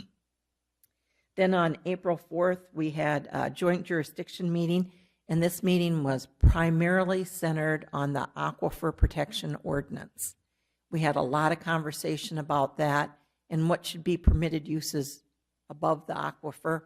And Steve Meyer from Utilities had a whole lot of additional questions, and we didn't reach a final resolution. There was a subcommittee for the aquifer ordinance put together. Bob and Mike Struck and Steve Meyer and maybe Jay Gilbertson they were going to reach out to look at that ordinance again and to come back and make any other recommended changes to that ordinance. On April 4th, I attended the Public Affairs meeting, and that group is in the process of doing some reorganization. I think I've told you that before. And we're looking at the membership list and reaching out. The attendance had kind of fallen off a little bit. I have a question for Dan. State's attorney's been an automatic member of that committee. This is my 5th year on the committee. Nobody from the state's attorney's office has ever come to a meeting that I've been at during that 5-year period, and they're probably going to take the state's attorney off that list unless you would have an interest in participating. And if you do, you and I could just have a conversation about that, and would love to have somebody come, but there's no reason to have a member on there if there's no interest in it, and maybe we should talk about that at some point. And then last night, I toured the new ambulance facility as part of the social out at the hospital, and it's very nice. It's going to serve Brookings really well. That would be my report. Thank you. Commissioner Boersma. Wednesday the 27th was the ICAP board meeting here in Brookings. And then Commissioner Pierce mentioned Tuesday, April 2nd, we held a county lean meeting with the Finance Office, Register of Deeds Office, and the Veterans and Human Services. Stacy, myself, and Commissioner Pierce, and kind of discussed the flow of paperwork and responsibility through our lien process. And so I'm working on basically a flow chart diagram that outlines that, whether it's for care of poor liens versus court-appointed attorney liens versus other types. So everything is identified and responsibility is clearly laid out in graphic form. So there were a few to-do items that'll kind of come through in a set of minutes through Stacy, and we'll follow up again on that probably in another week or two, I would say, for kind of review and summary to come back to this group. Let's see. Thursday, April 4th, I had a meeting with Sonia Mack out at the OAC regarding 4-H programs and ideas, kind of the promotion and extension type issues. So I have a better idea of what we're working on going forward. And then last night was also at the Prairie Nightingale Spring Social and tours at the ambulance station. So. Commissioner Krogman. Yes, on the 27th of March, we had a beta meeting. We had further discussion on our budget shortfall and how we're going to handle that. There is going to be a fair increase, which we had approved, but after continuing to look at our finances and where they're at, and the costs, and basically one of the main issues in this, we're talking about getting rid of the weekend transportation because of the cost and everything like that. But it kind of comes down also to the ability to the manpower to run it on the weekends. It's just very difficult to get people to work on those weekends. A lot of their employees are retired or semi-retired, and they're just not wanting to work on the weekends, and so they're having a tough time staffing. Again, and the ridership is not strong, and so there's potential ways for people to get to church and different ways of that, because that's sometime when the ridership is on Sunday mornings. But I think what they have decided, and I'm pretty sure they have on the vote there, is that they're going to suspend the weekend rides until we get through the budget, and that will be in October. And at that time, we will revisit whether we're going to continue or re-up the weekend rides, maybe during the winter or the fall type of thing. But we're going to suspend that from I think May 1st, I think is when the time is. They're going to start May 1st and through our end of our fiscal season, which is in October. So that was the decision that was made at the board meeting there. So there will be a increase in costs per ride, but then also suspended that. So I'm sure they will make some type of a notice and get that out to the public and let everybody know. But that was decided at the meeting. So, and also that day, again, we were at the meeting with our health insurance carrier, and Sherry was there, and everybody, like Commissioner Pierce talked about. We were able to finally get some pretty good numbers, and I think we've kind of come to a consensus of bringing a proposal to this board here in the near future. There's potential savings. When we got into this, we didn't want to see $10,000 savings and go through the heartburn and try to change everything and save $10,000, $20,000. We wanted to have some significant change, and there is potential for some significant change of $75,000 to $100,000 in savings per year without a substantial change to our employees' insurance. It's a different way of doing the insurance. It's kind of a little bit self-funding, but we feel it'll be a little more paperwork for the employee, a little more paperwork for Laura and Stacy there. But I think they've seen the savings, and the savings would probably be worth the paperwork that would go on. And yet, again, we're not, the employees are not losing a benefit. Their benefit's going to stay relatively the same, just with a couple small changes. But then we, as a board, potentially can save $75,000 to $100,000 depending on each year how that goes. So I think we've got a consensus in that group that we'd like to make that presentation to you guys. We do need to bring this up for our union negotiations, so they understand that too. So I don't know if the first week in May, second week in May, we want to have that. We need to check with Sherry when she can come here, and we can kind of outline the benefits and the changes and the effects on the employees and staff. So I don't know if we can look at that. Again, we do need to talk with Sherry, reach out to her and see when she's available, because obviously she's the professional in this industry, and she's the one providing us with the numbers, and she would be able to answer a lot of questions better than we would from what we know. So You're not going to be here the first meeting in May? no, I'm gone next meeting. And So the first meeting in May is fine with me. But well, I just really think it's important that you be here for the meeting. And I'm wondering how we are going to line this up with the union stuff, and if we need to have it done sooner, if y'all would be interested in maybe having an extra meeting just for the purpose of meeting with Sherry and going through the health insurance stuff, because this is a big deal thing, and it will take a little while for her to explain it to us. But I think it's important that Commissioner Krogman, who really does understand the numbers, be at that meeting when she comes. how are we going to mesh that with the union stuff? What's our timing going to have to be? I know they were going to try to start. I don't know where we're at with that. We were kind of waiting to hear back from the union side of things, like the middle of this month, just start those initial conversations. And I can reach out to Mr. Bogue too and let him know that this is coming potentially, and that this would be a topic for discussion during those negotiations, although a special meeting might be in order, because I know the next meeting, Commissioner Krogman is gone, and then Commissioner Bartley is gone in the first meeting in May.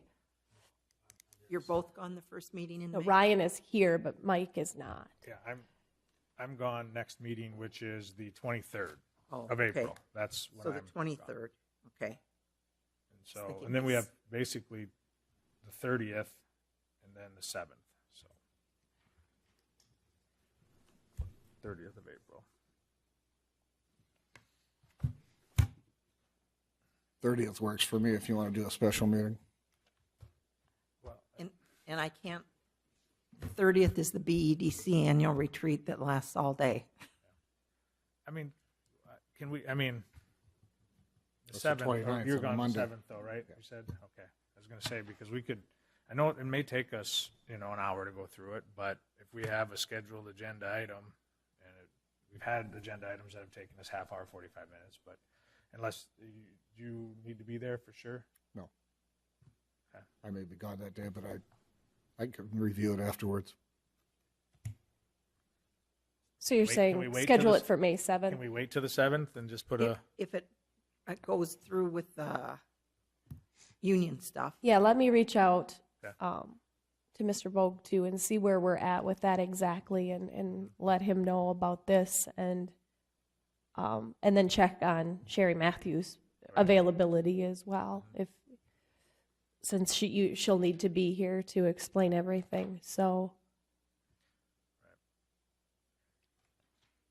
why don't I have some discussions, and we can see, maybe we can schedule it, if Commissioner Bartley is okay with that, schedule it for the 7th. Fine with it. There's a couple, I don't know exactly what that agenda looks like offhand right now, but yeah, You're let me just have some basically looking at a conversations. presentation that day, not necessarily commission action. Well, I don't know. Discussion, possible action, depends. I think discussion and possible action. And what we could do. I think the action, though, would be this would be our recommendation moving forward, because ultimately it'll go to union. If there's some disagreements, there may need to be some further discussion beyond just board action. And then budgeting is in June, right? Obviously, and stuff. Yes, this so would we're going to affect need to next know, year's budget. yes, it would, definitely. So would you rather, if it's going to be discussion and possible action, that we do it at a time when you're going to be there? No, if the action is to move forward, that's not a problem. The final contract, we're going to have to approve. And if that waits until after we're done with union negotiations so we can modify it if necessary, or are we going to just approve it in union? You have to take what we've given you. I don't know the process there. If we're going to ask them their opinion through the negotiation process, and we can't approve the contract until it's done. But we can make a motion to move forward. And just to be clear, we've got most of our department heads here. The new plan, and I just forgot the name for it. It's the type of plan that it is called a what? Health reimbursement account, Health HRA, is that what it HRA, was? I think those are the initials. It does not change any significant benefit for an employee. The difference for employees, and this will be the thing when we do our union negotiations, you just have to submit your stuff to WageWorks like you do now for your flex count. But everything from the get-go goes through. That's really in a synopsis. Well, yeah, but we have the ability as commission to keep that first portion of deductibles and out-of-pockets. And then we got to explain how we save the money. Exactly. There's So work that we've got to do, but from the employee perspective, that's what the difference is. And I understand how it works. It's just my question is process here. Right. do we complete the process after the negotiations with the union, or do we complete the process and the union has to deal with it? I guess we'd probably make a recommendation that this is what we would give to our attorney that's representing us and saying, this is the recommendation coming from the council to implement this coming to next year. Are you okay with it? And then if we have to massage that for those purposes only, then we can, because basically to implement it, I think, our HR and Stacy's office is going to have to, get that word out, do some teaching to our employees of what we have different and stuff like that. So It's just a little more claims filing for the employee. The other good part for the employee is that their premium for a family policy will be reduced. So, but we'll get into all those details. So essentially, on the 7th is your first step in presenting that to us. And the employees then will understand what we're looking at and have their moment for comment in addition to the union. And at that point, you're just going to move the process forward through the budgeting process. And once we've done the budgeting process, that pretty much gives them the authority to switch programs, insurance programs. And that's January 1st, right? and we're not looking at changing carriers or anything like that. It's No, we're just changing the working program. within the carriers, so we're not going to have a new insurance carrier or anything like that. It's just a different program within that, the Blue Cross Blue Shield. So we're okay with that process so far? Any questions on it? As long as it works with Stacy's timelines. I'll kind of work on my timelines and make sure that works, so. Okay. Anything else, Commissioner Croker? I guess the only thing I would say at this timeline, if we're looking at having to have a special meeting, I don't know if Thursday the 2nd would accelerate it, because that'd be 2 days after the 30th where you don't have the BDC, so maybe that'd be an alternative date if they say, I gotta know further, or if Sherry can't make it. Maybe if what everybody thought on the 2nd. We do have joint jurisdiction meeting that day, but. No, we got do not. canceled. That got canceled. The second guy, that's right, it did. Luke's going to be gone. Okay.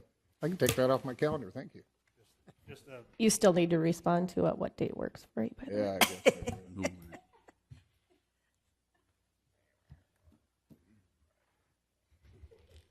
Is that a Google poll online too?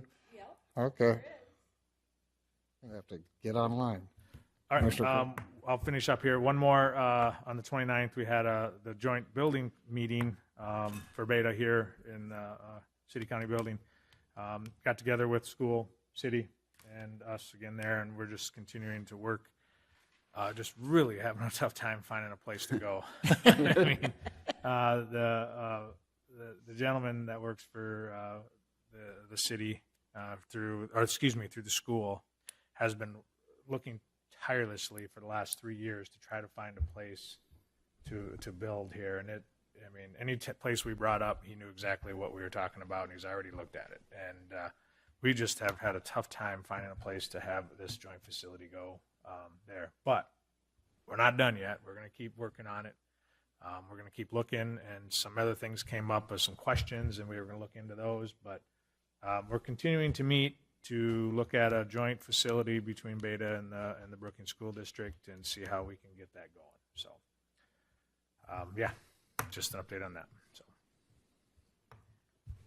Complete your report. We'll go to Commissioner Jensen. On the 2nd, I attended the Brookings Dual Rural Water meeting up in Clear Lake. I provided you all with a program, and they're very happy. They paid off a large loan, and they're financially sitting very well. There was a couple reports by some of the original board members that have been on there for 46 years. So it was quite an interesting meeting. Received numerous calls from township and flooding, asking about the grant program. I've been forwarding them to Brian, giving him his number and answering questions that I can't answer. Also met with a representative from LG Everest. I think Brian's working with them. They want to reestablish a their driveway to their property out there. There's some concerns I think Brian has, and I also had a few. They'll be bringing that forward.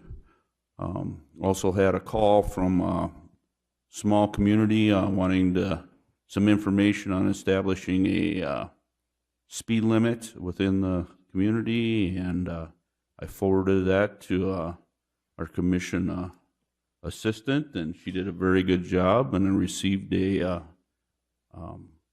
had a girl, Stacy, for very helpful and polite. So that concludes my report. Thank you. It's always great to go last because everybody's covered everything here.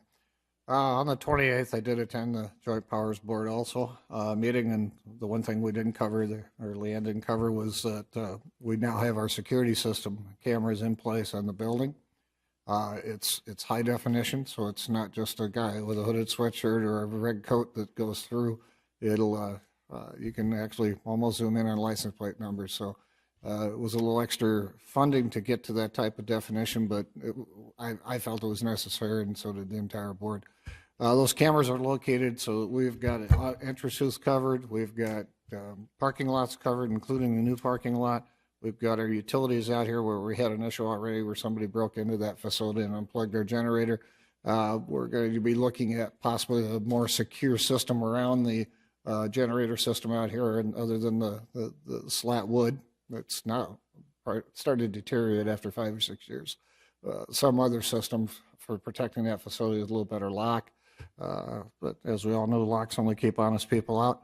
But anyway, we'll look at securing that facility better in the future here.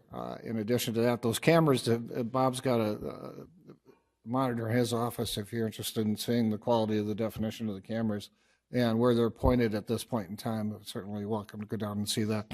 Several of us did go take a look at that. It was pretty interesting. So that's done as far as the Joint Powers Board is concerned. The second, the annual meeting of the Chamber, attended that and left a little bit early. Had to go to the Planning and Zoning Committee for the county and got through that in record time. On the 4th, also joint jurisdiction with Leanne, and she's correct. We were looking at water safety issues, basically. We've had some good information from Steve Myers on how he considers protecting the aquifer out there for safe drinking water. And they'll continue to work to define that. I don't think we're that far away. It's just a couple of definitions and a couple of uses in those particular areas that we need to review carefully to make sure that they don't conflict with other ordinances that we may have. So that completes my report. We do have some correspondence you received in there that's already been mentioned. Is there any other discussion items from the commissioners? Don't forget to come back at 1 o'clock. I'm going to get to that. All right. Also, I'd like to thank you, Eric, for covering us for all these long meetings. Enjoyed your correspondence in the paper also on reporting our meetings. At this time, I'm going to declare a recess of the Board of County Commissioners. We will reconvene at 1 p.m. for the Board of Equalization, Brookings County Board of Equalization. So with that, we are in recess. Without objection, we are in recess.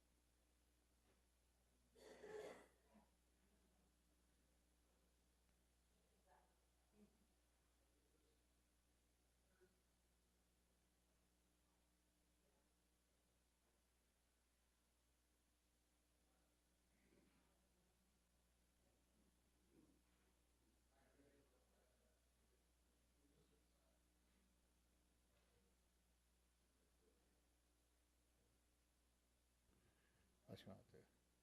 Yeah, we'll get to that in a moment here. All right, good to declare our recess over. We are now reconvening as the Board of Equalization at 1 o'clock here. First item on the agenda is the approval of the agenda. Is there a motion to approve? So moved. Second. Motion been made and seconded. Any comments or changes to the agenda? Hearing none, all those in favor say aye. Aye. Opposed, nay. Motion carries. Next one is the oaths of office. We all have signed those. Please pass those down to Stacy. And then also the oaths for Reed and for Jacob are coming back around, as you all need to sign those individually too. So they're coming back by for your signatures. Oh, this one here. Okay, we'll do that first then.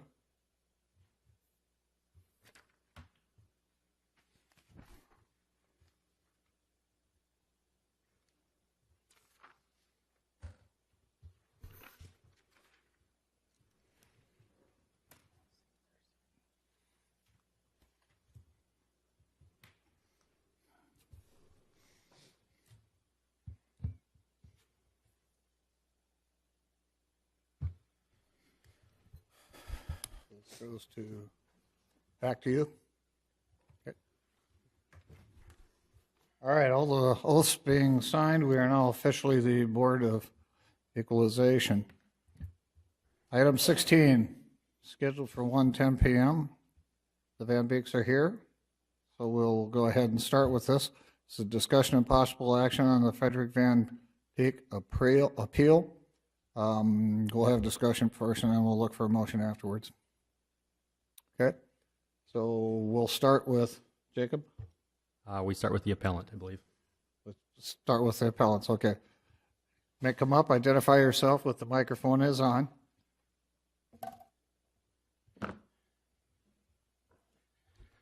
We're Bill and Sherry Van Beek, who live at 130 West Highway 14 in Volga. And we had quite an increase again this year on the assessed value of our home.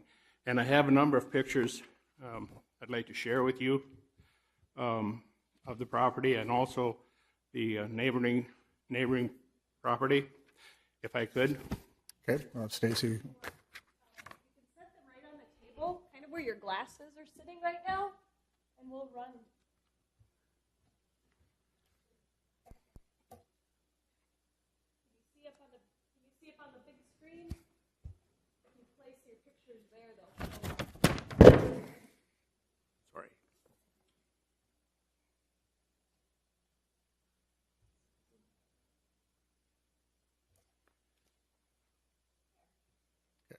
Thank you. Okay, the home on the corner is our home, and we've lived there for approximately 23 years. The home was built in 1921. It was moved there approximately 23 years ago from Madison, South Dakota, and put on a new basement, a wooden basement, and the interior is pretty much as it was built. It's a plaster interior, and the lot size is 75 at 165, so it's not a very large lot. Next door, the house next door is shown next.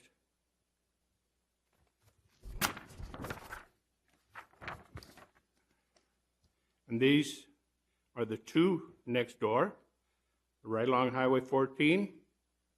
As you can see, they're not very new homes either.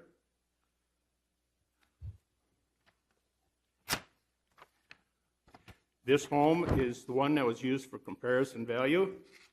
This is a 1960 era, built by Dan Vandenberg over in Volga, and was later purchased by Ralph and Verna Mae Van Modern, and later years now was purchased by Norgard, and he made an apartment unit out of it, and it has just been sold again.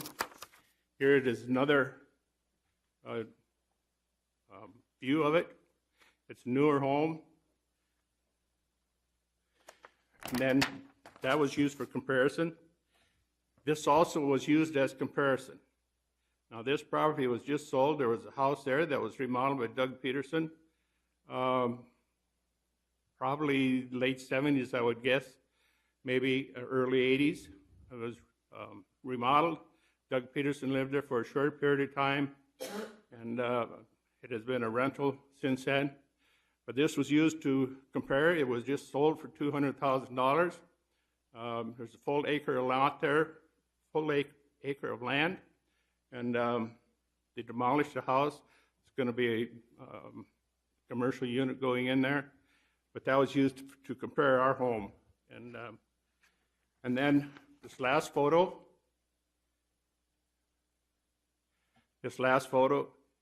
is what we look at every day across the road from us. It's a junkyard, and we just feel that the location of the property, and also one more thing, when we moved that house in there, to get a loan for it, it had to be appraised. The property had to be appraised, and Vern Hansen from Volga appraised it. And one of the criteria was that we were a quarter of a mile from a feedlot. And so the loan value was decreased because of that. And that feedlot is still there. And we just feel that the value, these other values has not been taken into consideration when they're doing it. As far as the real estate assessment, you can see in 2015, the assessed value was $129,100, and it has gone up. And this year, the current is $168,200. It's gone up about $49,000 in 4 years, and we just feel it's a little excessive. We would like some consideration from you guys.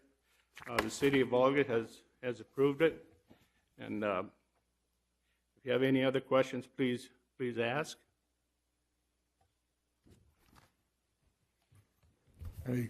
Actually, we'll go to Jacob first.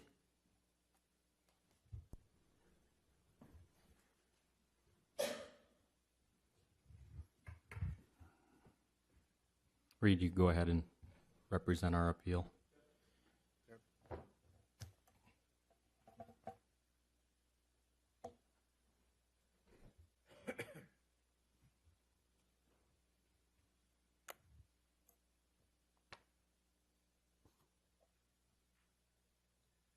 So we have the subject property here at 130 West Highway 14. Year built was 1921.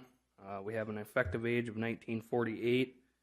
Assessed value of $168,200. Above grade finish 1,552 square feet. Assessed value per square foot is $108.37. Comp 1, we have address of 114 East Highway 14. Year built was 1915. Effective age of 1945. Sale price of $200,000. The sale date was 10/24/18. Above grade finish is 1,756 square feet. Value per square foot based on sale price is $113.89. Comp number 2 is 423 Case Ave. Year built was 1925. Effective age of 1945. Sale price of $130,000. Sale date of 6/15/18. Above grade finish 1,044 square feet. Value per square foot based on sale price is $124.52. And comp number 3, we have 403 Hansina Ave. Year built was 1946. Effective age of 1966. Sale price of $150,000. Sale date was 5/7/18. Above grade finish is 952 square feet. Value per square foot based on sale price is $157.56.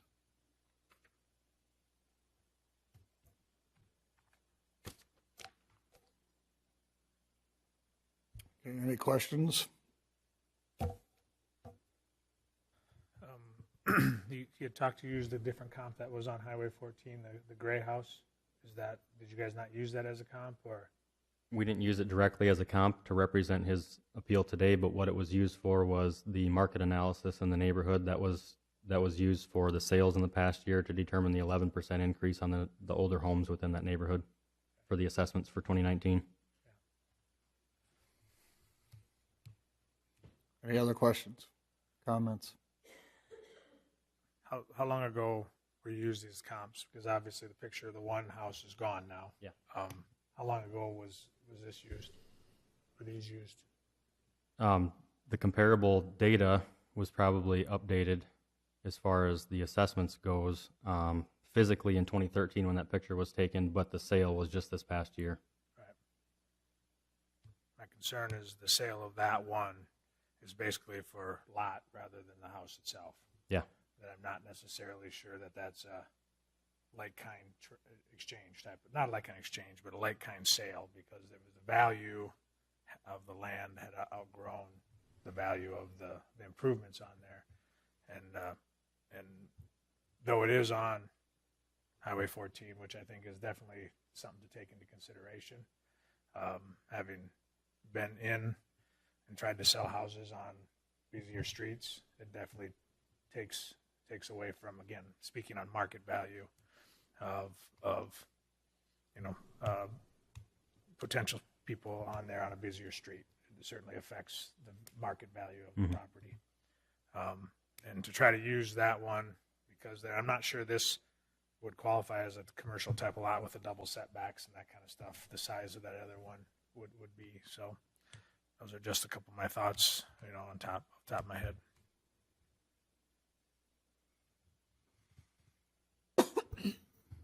I don't remember our levy rate. Can you tell me our levy rate? For an owner-occupied home in the city of Volga, it's somewhere around $17 per thousand. 17 per thousand. Thank you.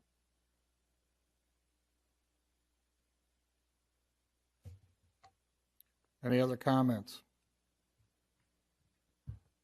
You had made a comment that the city of Volga had approved a reduction or not?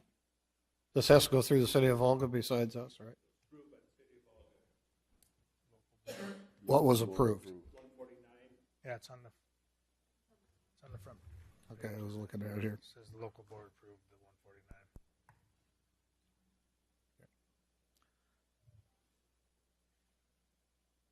There we go. Look it up in here. At this point, we would look for any action on the Board of Equalization, either to come to an agreement with the city of Volga or some other number that would have to go back to the city of Volga again. No? I believe at this point, if you make any change, it would have to be brought forth to either OHE or Circuit Court by our office if we feel aggrieved, or if the appellant, if they feel aggrieved. What was last year's assessment again? Can you show me? We had something on there that showed the previous years. He had that.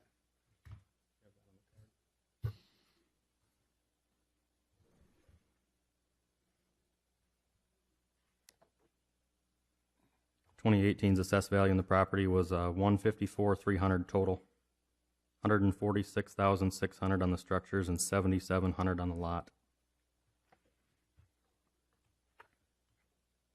So previous years was 154 total. Yep, and then we go back to 2017's value was at $137,900. So the Volga City has picked a value somewhere in between.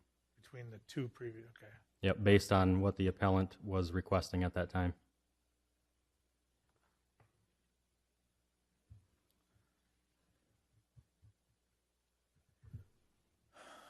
Well, the dollars per square foot, is this the lowest on the comparables?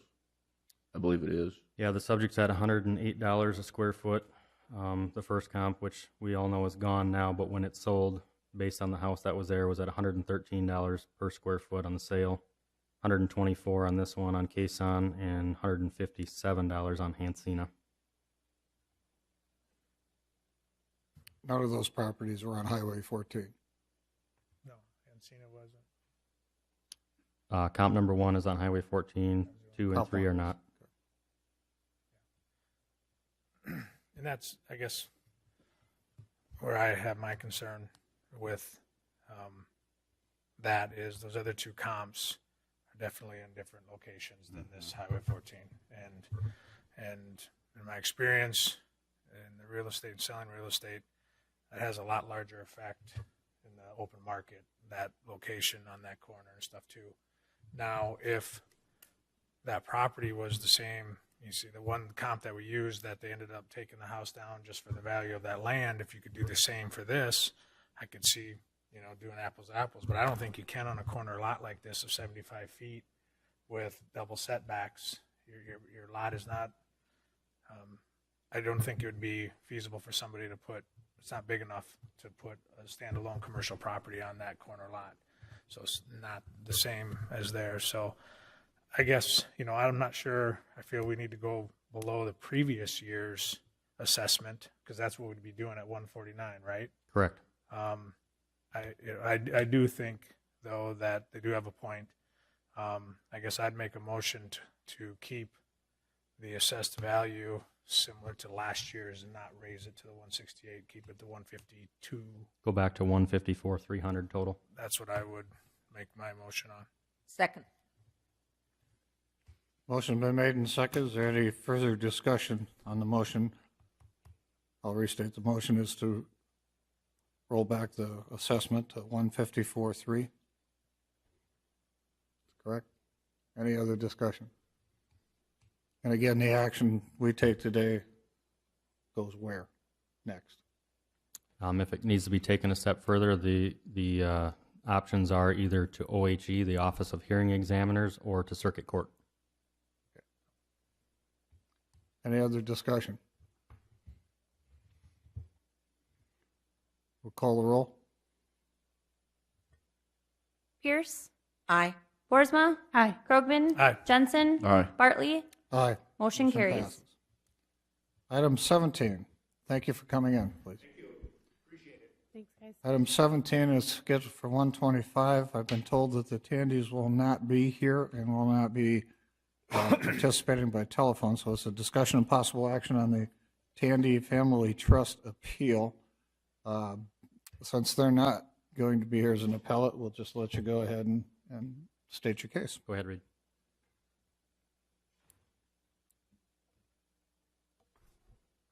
So with this appeal, we have they're appealing 4 lots on the west side of Oakwood.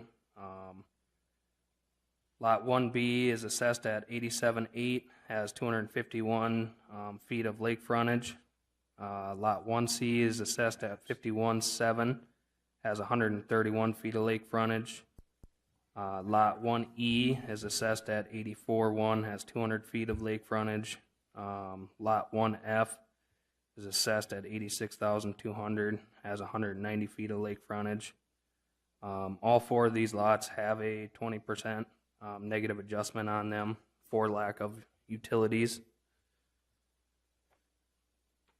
Comp number 1 is at 73 Oakwood Shoreline Drive. This was a bare lot that sold on 9/14 of 16 for $100,000. Has 74.6 feet of lake frontage. Comp number 2 is 52 Oakwood Shoreline Drive. This property sold on 9/14 of 18 for $150,000 with a structure on it. Minus $32,000 for the structure value at the time of the sale puts the land at $118,000. Has 75.3 feet of lake frontage. And comp number 3 is 53 Oakwood Shoreline Drive. This property sold on 7/11 of 18 for $150,000. This property also sold with a structure, minus 28.6 for the structure value at the time of sale puts the land value at $121,400. This has 47.6 feet of lake frontage.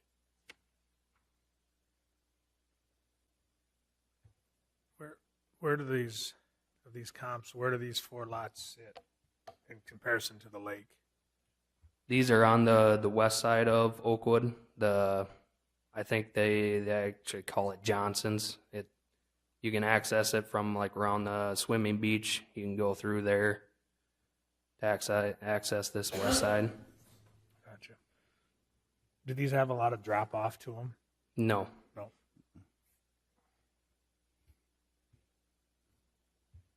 So these lots are split by a developed house in the middle.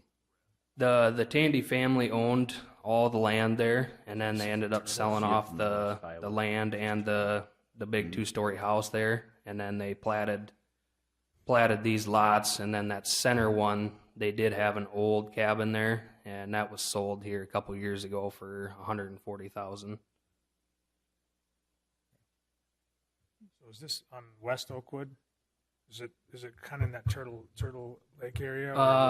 So it'd be, where the culverts are along the Four Corner intersection there, west of, if you're on the south side and you get to the Four Corners and then you go north, and then it'd be that section there, or that portion of body of water. It's kind of like they call it Turtle Lake right there. Is that right or no? It's north of there. North of there? Yep. But so what lake is this on? Is this on west? If you go from the swimming beach, you can go directly west. Keep going west into that area back in there. Okay. That you can see from the highway. Kind of Road 1 back there. When the area with the building on it was sold a couple of years ago for the $140,000, how much of the value was attributable to the building? I don't have that. Actually, I do.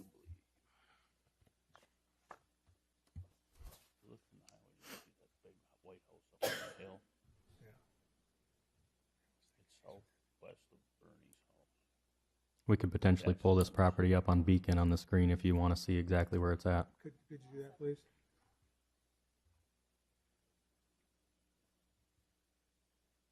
I don't have what the structure value was, but since that they sold it, there has been an addition and a garage that has been put onto it. But it was sold for $140,000 back on 7/8/13 by the Tandy family to this Dave Matson, and then it has sold again 4/7/15 for $179,000.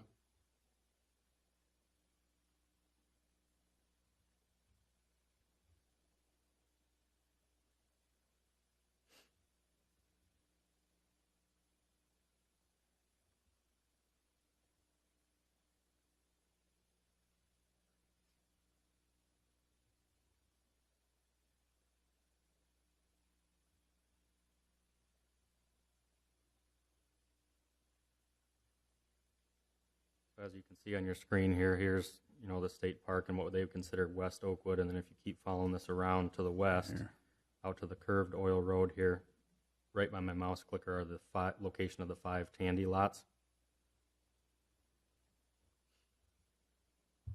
Where's this swimming beach? Right here. Be right up on to the right. There you go, Jacob. There'd be right there. Be the swimming beach.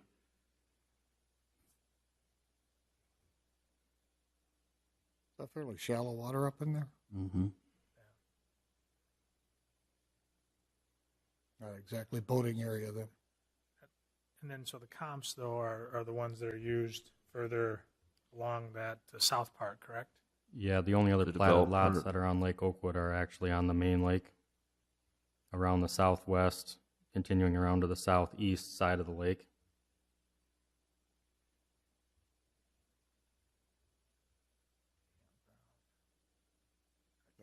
Be all the way along here. And all of the lots on Lake Oakwood, regardless of location, are valued at $465 a front foot based on their frontage.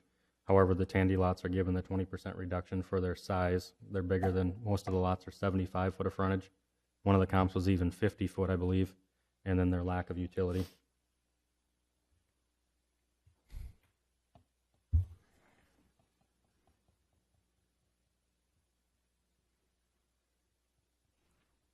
So last time these were looked at for assessment must have been quite a while ago to have this big a jump at one time. Yeah, they were pretty stagnant for a number of years. I want to say over 10 years, and then 2 years ago, they were part of our reassessment of Lake Oakwood. We took the values to what they are now. They were appealed at the local board level last year with no change, and that was not taken further to county board at that time. And because the owner resides in Arizona, they were able to skip the local board level at this time and go straight to county board.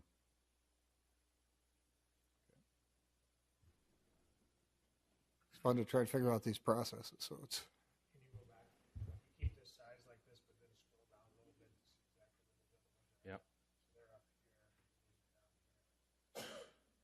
Yeah, right up here. But they both have accesses off of paved road. And then what you're supposed, there must be utilities there because there's already houses there. Yeah, I'm sure the There's utilities rural are out water. running at the entrance road. They're just not to the lot. There's not utilities running down the road to get to what you're saying. There, utilities are right at the entrance of there, or are they? I'm sure the utilities are run down the road to get to that center lot that's been built on, but apparently they're not, and that's not something that we're aware of, where the utilities are at what point on the lot, or how accessible they are. We just know that they lack utilities on the lot, so we've given the reduction in value. Is that reduction in value, that 25 or that 20% reduction, is that a standardized reduction for unincorporated lots necessarily, or not really? It's more of a rule of thumb thing within the office. Okay. I'm just curious on things that are potentially undervalued to begin with, that if that 20% margin wouldn't ever even allow you to get to the point of having it fully utilized with all of our utilities brought in, then that margin might not be that helpful. Yeah, I just believe that that number was probably chosen as a ballpark to what it would take to get the utilities onto the lot to make it buildable. Sure. Compensating that percentage-wise. Okay. So the lots are platted, they're saleable. Yeah, they were all 5 platted at the same time about 10, 15 years ago, and the center one was sold, and I believe the cabin was already probably there with the Tandy family, but it was sold with the center cabin twice now, and the most recent sale price was $170,000, and now today, after those people bought it for $170 and put a 2-story double garage addition onto it, we're assessed at like $170. Did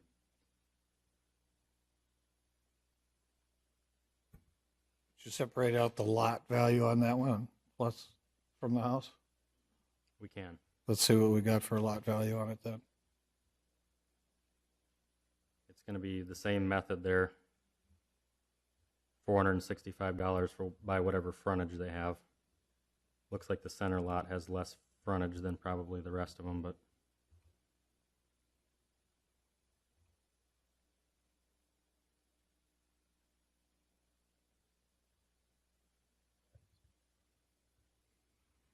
the land value on that center one with the cabin on it, $70,600. How many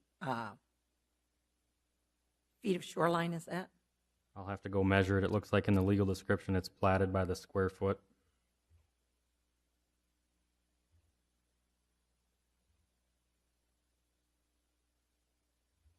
About 165 feet of frontage, it looks like.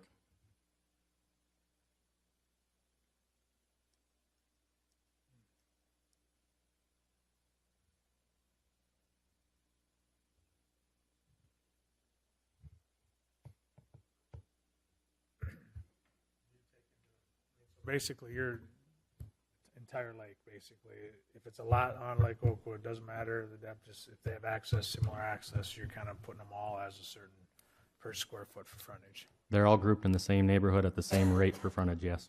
Okay. Do you do that with a lot of the lakes, or does it just kind of depend? Like Hendricks, Ponset, do you have different neighborhoods in different areas, or? It depends on the size of the group of platted lots. Now, this Tandy group, for example, would only be 5, so there would never be enough data on sales to make any market analysis, therefore it'd be stuck by itself. But when we go on to Lake Ponset and Lake Hendricks, different subdivisions, you know, like Almar and Lake Hendricks probably has 30-some lots and or cabins, so they are separated. Gotcha.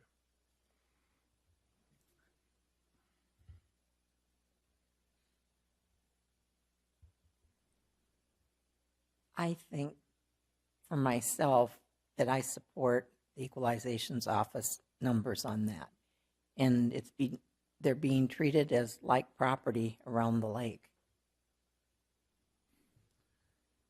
And I think I'd agree too. I think there's access to it. I mean, there's a road there, there's utilities out there. Those could be developed very easily. They're already platted. They could be sold very easily. And I would agree.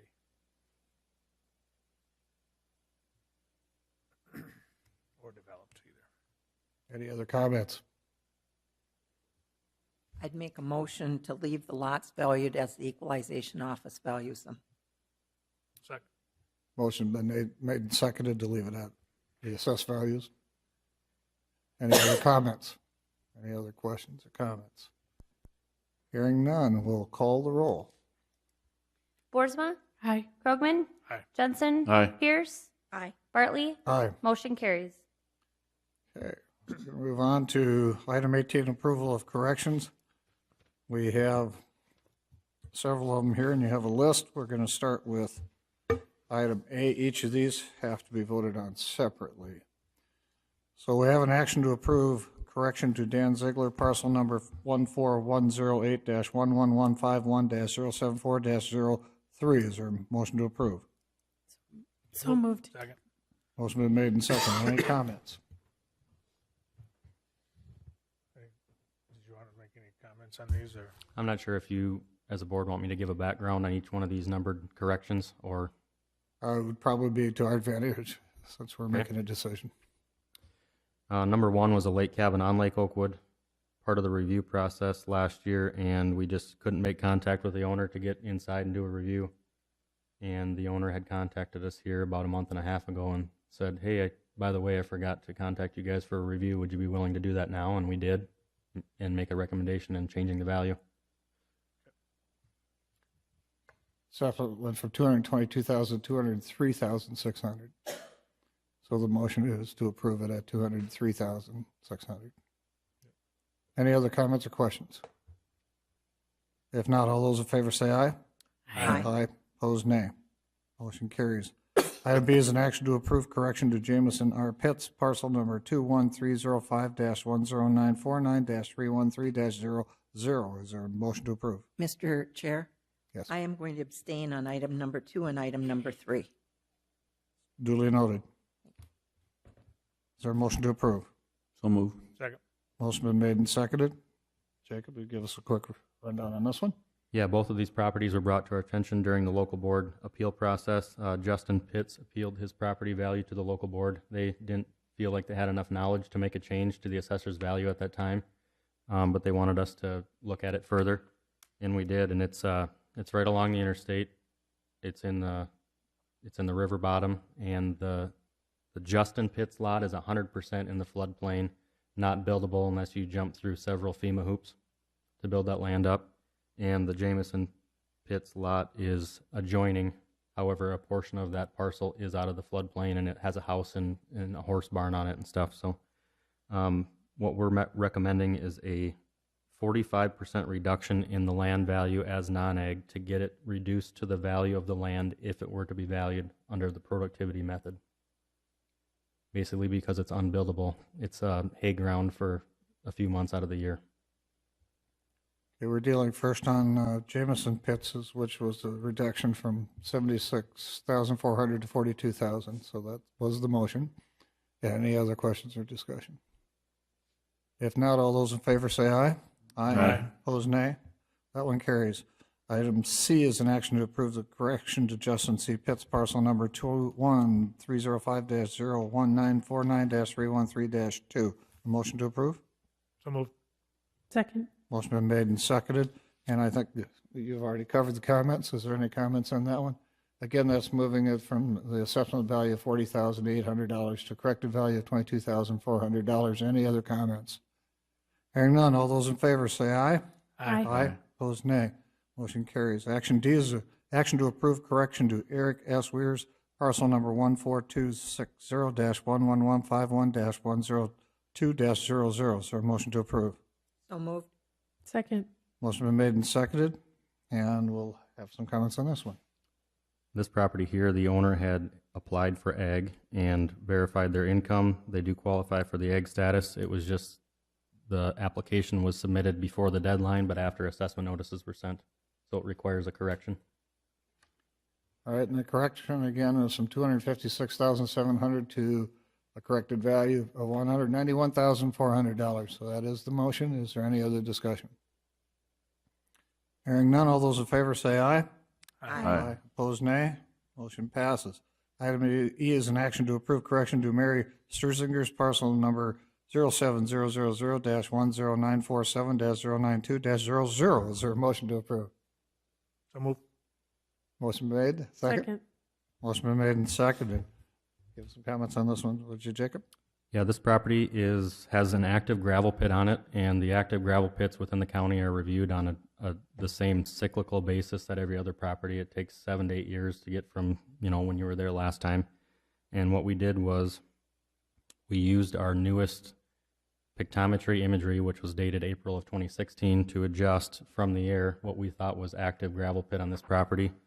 We took it from the prior assessment in 2017 of 9 acres active gravel pit to 31 based on the imagery, and the owner brought it to our attention that the gravel pit mine and what's been reclaimed is kind of a fluid thing. So the imagery from 2016 was outdated. I went out there last week at some point and visited with them, laid eyes on the gravel pit, and was able to access some information from the South Dakota Department of Natural Resources. The active mines within the state are required to report to them what's currently mined and what's being reclaimed, and we're recommending adjusting the acres back to 9.5 from 31 of active gravel. All right, then again, the motion is change the assessed value from $503,900 to $473,400. Any other comments or questions? Hearing none, all those in favor say aye. Aye. Opposed, nay. Motion carries. Item 18 is an action to approve new applications for tax exempt status. We have a document with several on there. We're not going to go through each of those. I don't believe, this is, how many applicants on this one? Oh, there's 10 to 12, and I've already done research on the background and what the properties are being used for and if it would qualify for the exemption, and signed off on the bottom of every application. All right, is there a motion to approve? So moved. Second. Motion made and seconded. Any other questions or comments? Commissioner Pierce. I have a question. I understand why the land that's going into the name of South Dakota Border Regions, why that qualifies for tax exempt. But why does the foundation qualify for tax exempt? Is there a statute on that, or? Yeah, there is. It depends on what they're owning that's being applied for on exemption. We do have a few parcels in here of bare ag land, and they state on line 5 the specific uses of the property, and they state the rent income will benefit programs for faculty and students at SDSU, and that falls under SDCL 10.4.13, and I'm not going to read the whole thing, but what I've highlighted here is that if any such property consists of agricultural land or improved or unimproved municipal property not occupied by a certified teacher, it has to be directly used in carrying out the primary objective of the educational institution.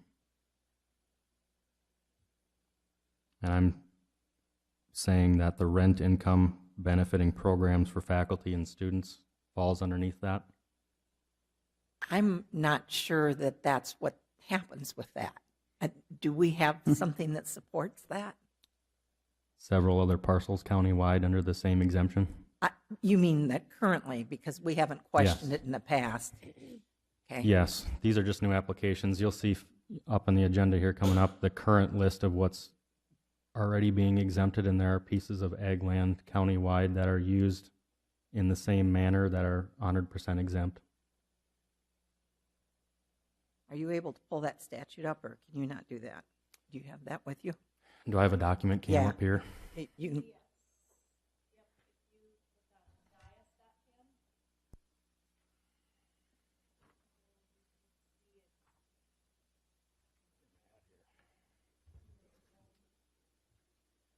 It'd be way over to the right, I think. By your hand, Mike. By Mike there. Oh, Way over here. Over here. Okay.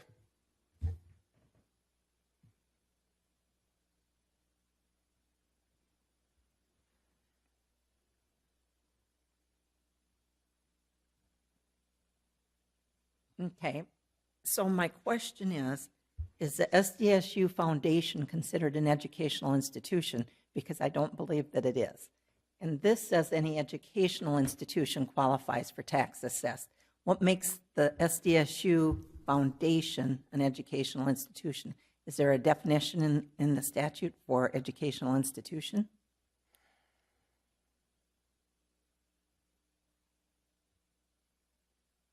Yeah, at the end of the law, it says if you're recognized as a nonprofit and reorganized as an exempt organization under your 501c3 or 4 of the United States Internal Revenue Code as defined by 10-147, which I do not have a paper copy of that with me, but Okay. that would be the chapter pertaining to what is defined as an educational institution. And I haven't reviewed that, obviously. I am concerned about the amount of land that goes off the tax rolls, and I want to be sure that we're doing this right, and I apologize to the commission that I didn't have a chance to look at that a little more closely before today, but I do think that that's something that we ought to be sure that we're doing right, and I've never really heard that questioned in the last 4 years that I've been on the commission. To that issue, in a conversation with President Dunn, there was a comment made, and don't hold me to the exact comment, but it was basically they have to trade land in order to get land to put on this particular deal, and that's the college's deal. And I don't know if that went through the foundation on this most recent transaction, but they put land that was exempt back into tax status, so the net gain or loss was neutral as far as the university was concerned, the foundation was concerned. So land that they had that was out went back in, equal to the amount of land that they now took back out. And I think Ryan Bruner told me that also in Pierre, that it's a neutral, it has to be a neutral trade at this point. They just can't buy land and take it out of the tax without some kind of exchange. But I don't know the rules on that. Is that, you're probably not familiar with that? That may be something that we have to consult with the state's attorney on and make a decision at that time. Is there a reason that these tax exempt determinations have to be determined today?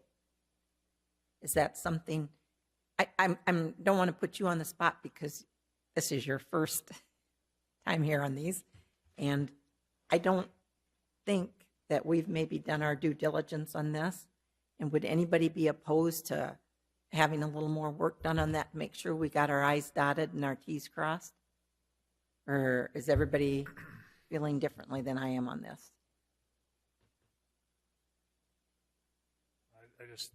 I think there's some issues of being able to transfer land between, SDSU itself, purchasing and transferring. That's why SDSU Foundation is the conduit for that to happen. And so I think, and again, this is just I have not thought about it. This is the first time there, but my understanding is the SDSU Foundation needs to get involved with that type of a transfer for gifts or for purchases or transfers, and that's why they're doing that. But I don't know for sure. And I don't know that that relates to the tax exempt status. Well, if they're selling some or they're exchanging land, I think that conduit needs to be there for that to happen. I guess my thoughts are at this particular juncture, I would approve this, and then if we want to study it for next year and get in depth with it on all the tax exempt properties, because there's some questions about several others exemption requirements, and we could have that discussion on all the properties, not just the foundations. I would agree. I would say if we do that, then I would recommend that there be a plan in place to make that happen, rather than we will deal with it at some point sometime. I would suggest that Jacob put together a plan to review that with commissioners' review. Who's got your department? Me? If an entity is given tax assessed value on a parcel today, is that permanent, or is that something we review annually? We don't review those again. It's reviewed annually by a short form application, and it's reviewed every 5 years by the full long form application. I don't know what year we are in the cycle of the short to long form, but it's reviewed on an annual basis.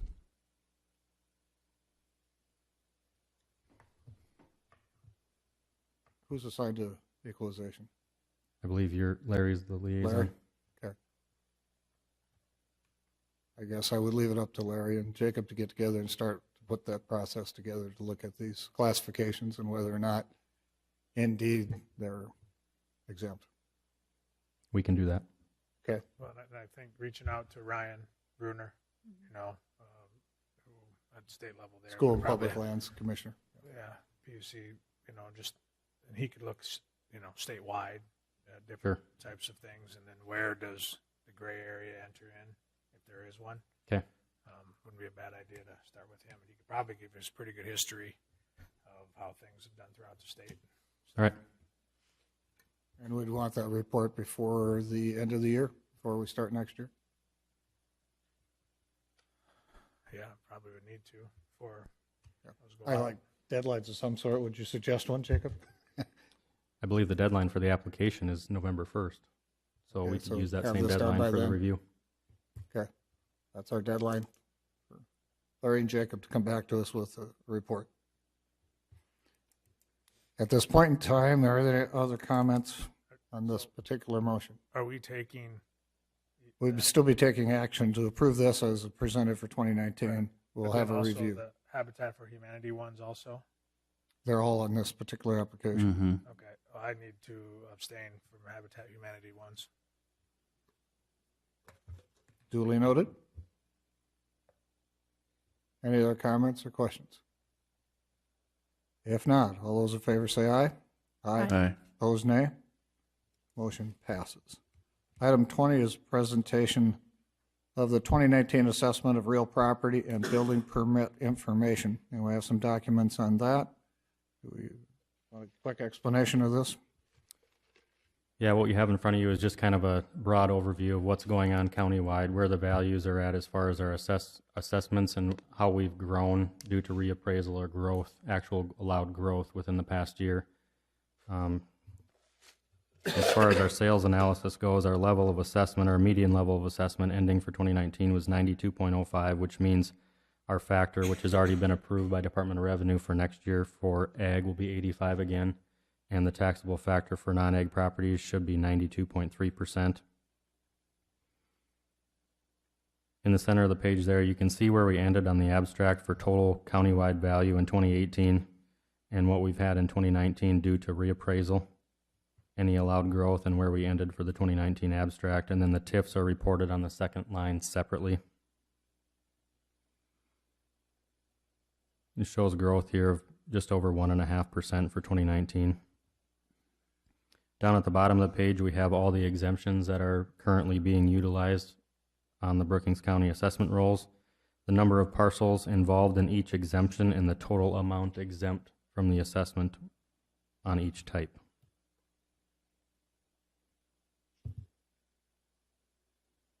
Okay. Any questions for Jacob on that? Give you a moment to look at it.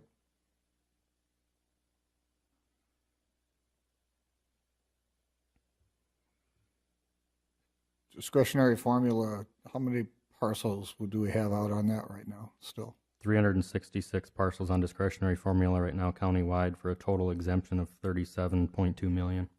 Got that part of it, but how many will be coming off incrementally in the next 2 or 3 years? Quite a few, or?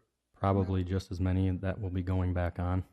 Do you think it was about the Discretionary same? formula is for any new platted lot, platted in groups of 5 or more, any new construction ag building valuing over $10,000 or any new construction commercial property valuing over 30,000. So pretty much anything new construction will be on discretionary.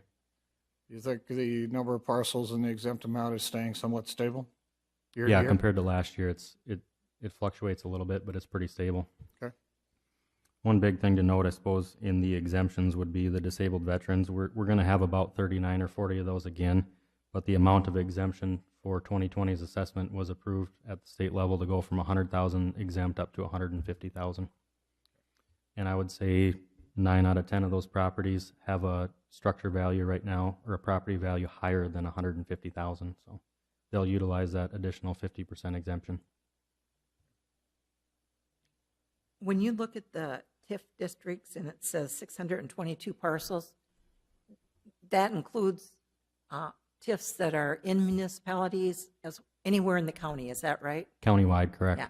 And do you know, the parcels, that's the parcel of land, it's not necessarily the TIF districts, right? Do you know how many TIF districts we have?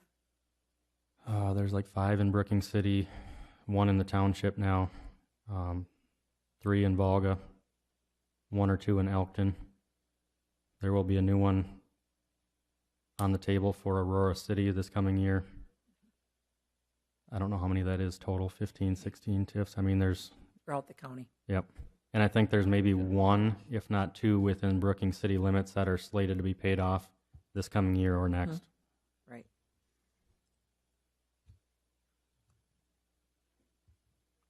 Okay, any other questions on that presentation? If not, we'll move on to item 21, presentation of the tentative 2019 numbers for towns, townships, and school districts. Jacob?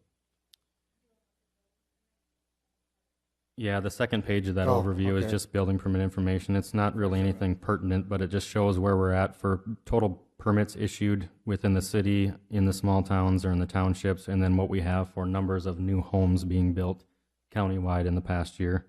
And at the bottom is our total parcel count. In the past 5 years, it's grown, 600 and some parcels. Any questions on the permits? Comments? Okay, we'll move on to item 21, presentation of the tentative 2019 numbers for towns, townships, and school districts. These pages here are just broken down into the different areas of the county. You had the summary page first that showed where we're at 2018 countywide, how much reappraisal, how much growth, and where we ended for 2018, and then the percent growth. This is just broken down by township with a total at the bottom. A lot of numbers to take in, but the next page is the same thing, just broken down by the small towns and totals, and then the third page would be broken down according to the school district. Any questions on those numbers? I assume the school district uses these numbers a lot. Yeah, we've gotten several emails as of late. Okay. Trying to put numbers together for next year. Okay. Any other questions, comments? Hearing none, we'll move on to item 22. It's an action to approve the tax exempt status exemptions. And you have a list in front of you. Jacob, any comments on the list? These This would are be probably what would be reviewed.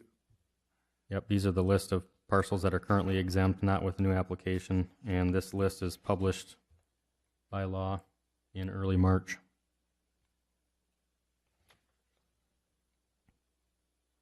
Any questions on that list or any parcel on that list?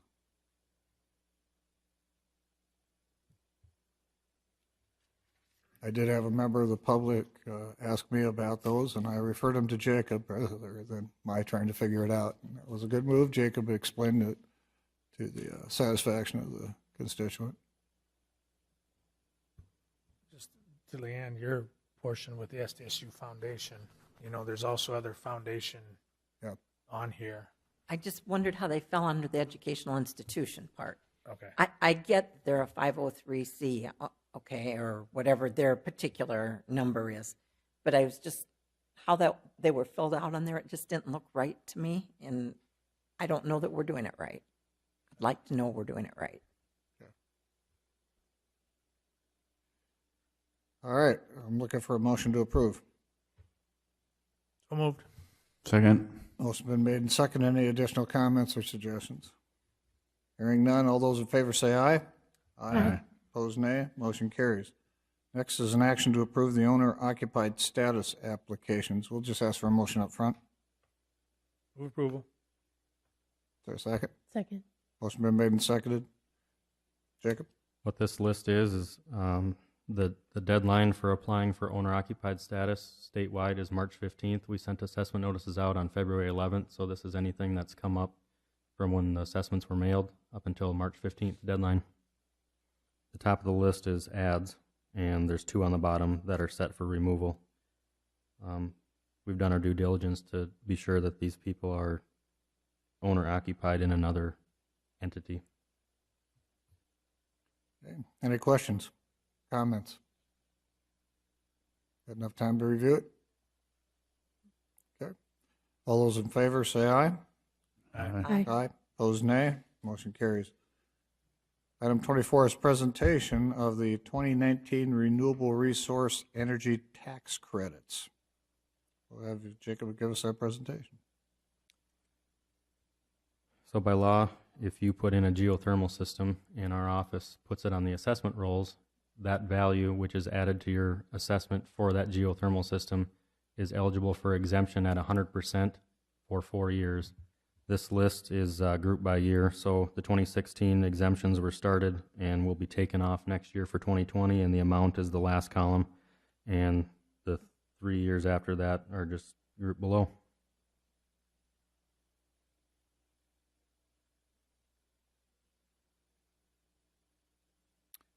Okay. Any questions or comments? We'll move on to item 25, an action to approve the 2019 riparian buffer strip classification applications. We'll start with a motion to approve. So moved.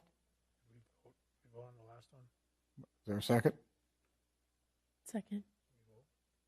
There's no vote on the other We're on item 25. Okay. Motion been made and seconded. Give us a report, Jacob. The riparian buffer strip reduction in value is a yearly application. You can see what we had for applications in 2018, the number of acres affected within the buffer strip, and the total value reduction. Now, the group of applicants that were approved in 2018 were sent a mailing by our office in 2019, letting them know that it is a yearly application, and in order to receive that reduction in value, they need to apply again for 2019. And it looks like we maybe had one person that was qualified in 2018 reapply for 19, and we have two new property owners receiving the reduction for 2019.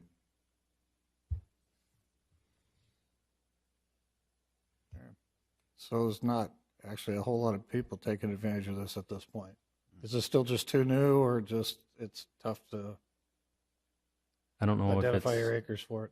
If it's too new and people aren't aware of it, or if it's just kind of the lack of benefit that they get out of it as far as tax dollars saved in the end. On the 2019 list, the Joe Hamlin Family Trust, they did not qualify prior to the county's resolution opening up the tributaries of the approved bodies of water. Now, when that resolution was written in 2019, they qualify, so. I think one of the things for the public who really don't understand what a riparian buffer strip is, it protects tributaries and waterways from animal waste going all the way to the river. It's so much of a setback that you can't, I think you can farm it, but there's certain restrictions on when you can. And yep, farming. I don't know how far grazing. back it is, but it's to protect the water supply in the entire county. And would you be able to just roughly say, if I had I had a strip of land and it qualified for this, and it reduced my tax by $10,000, my value by $10,000, how much am I going to save in tax roughly? You're going to save about $85. And that's why I think, and we do this, and it's the cost of the county is less than $500. This is a great program. It'd be wonderful if we had more people signed up for it, but there's not a lot of incentive.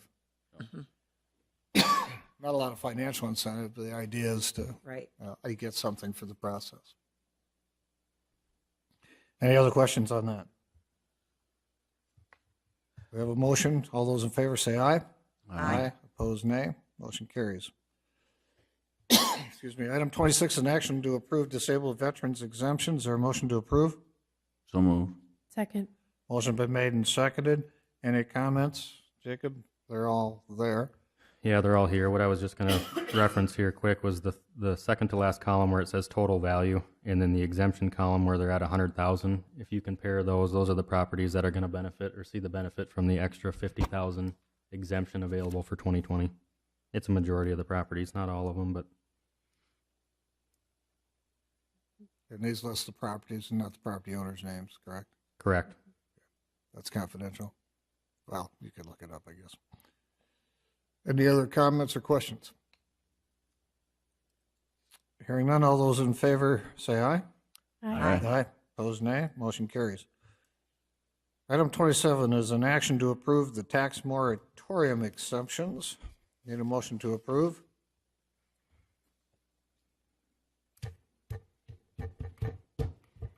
So moved. Is there a second?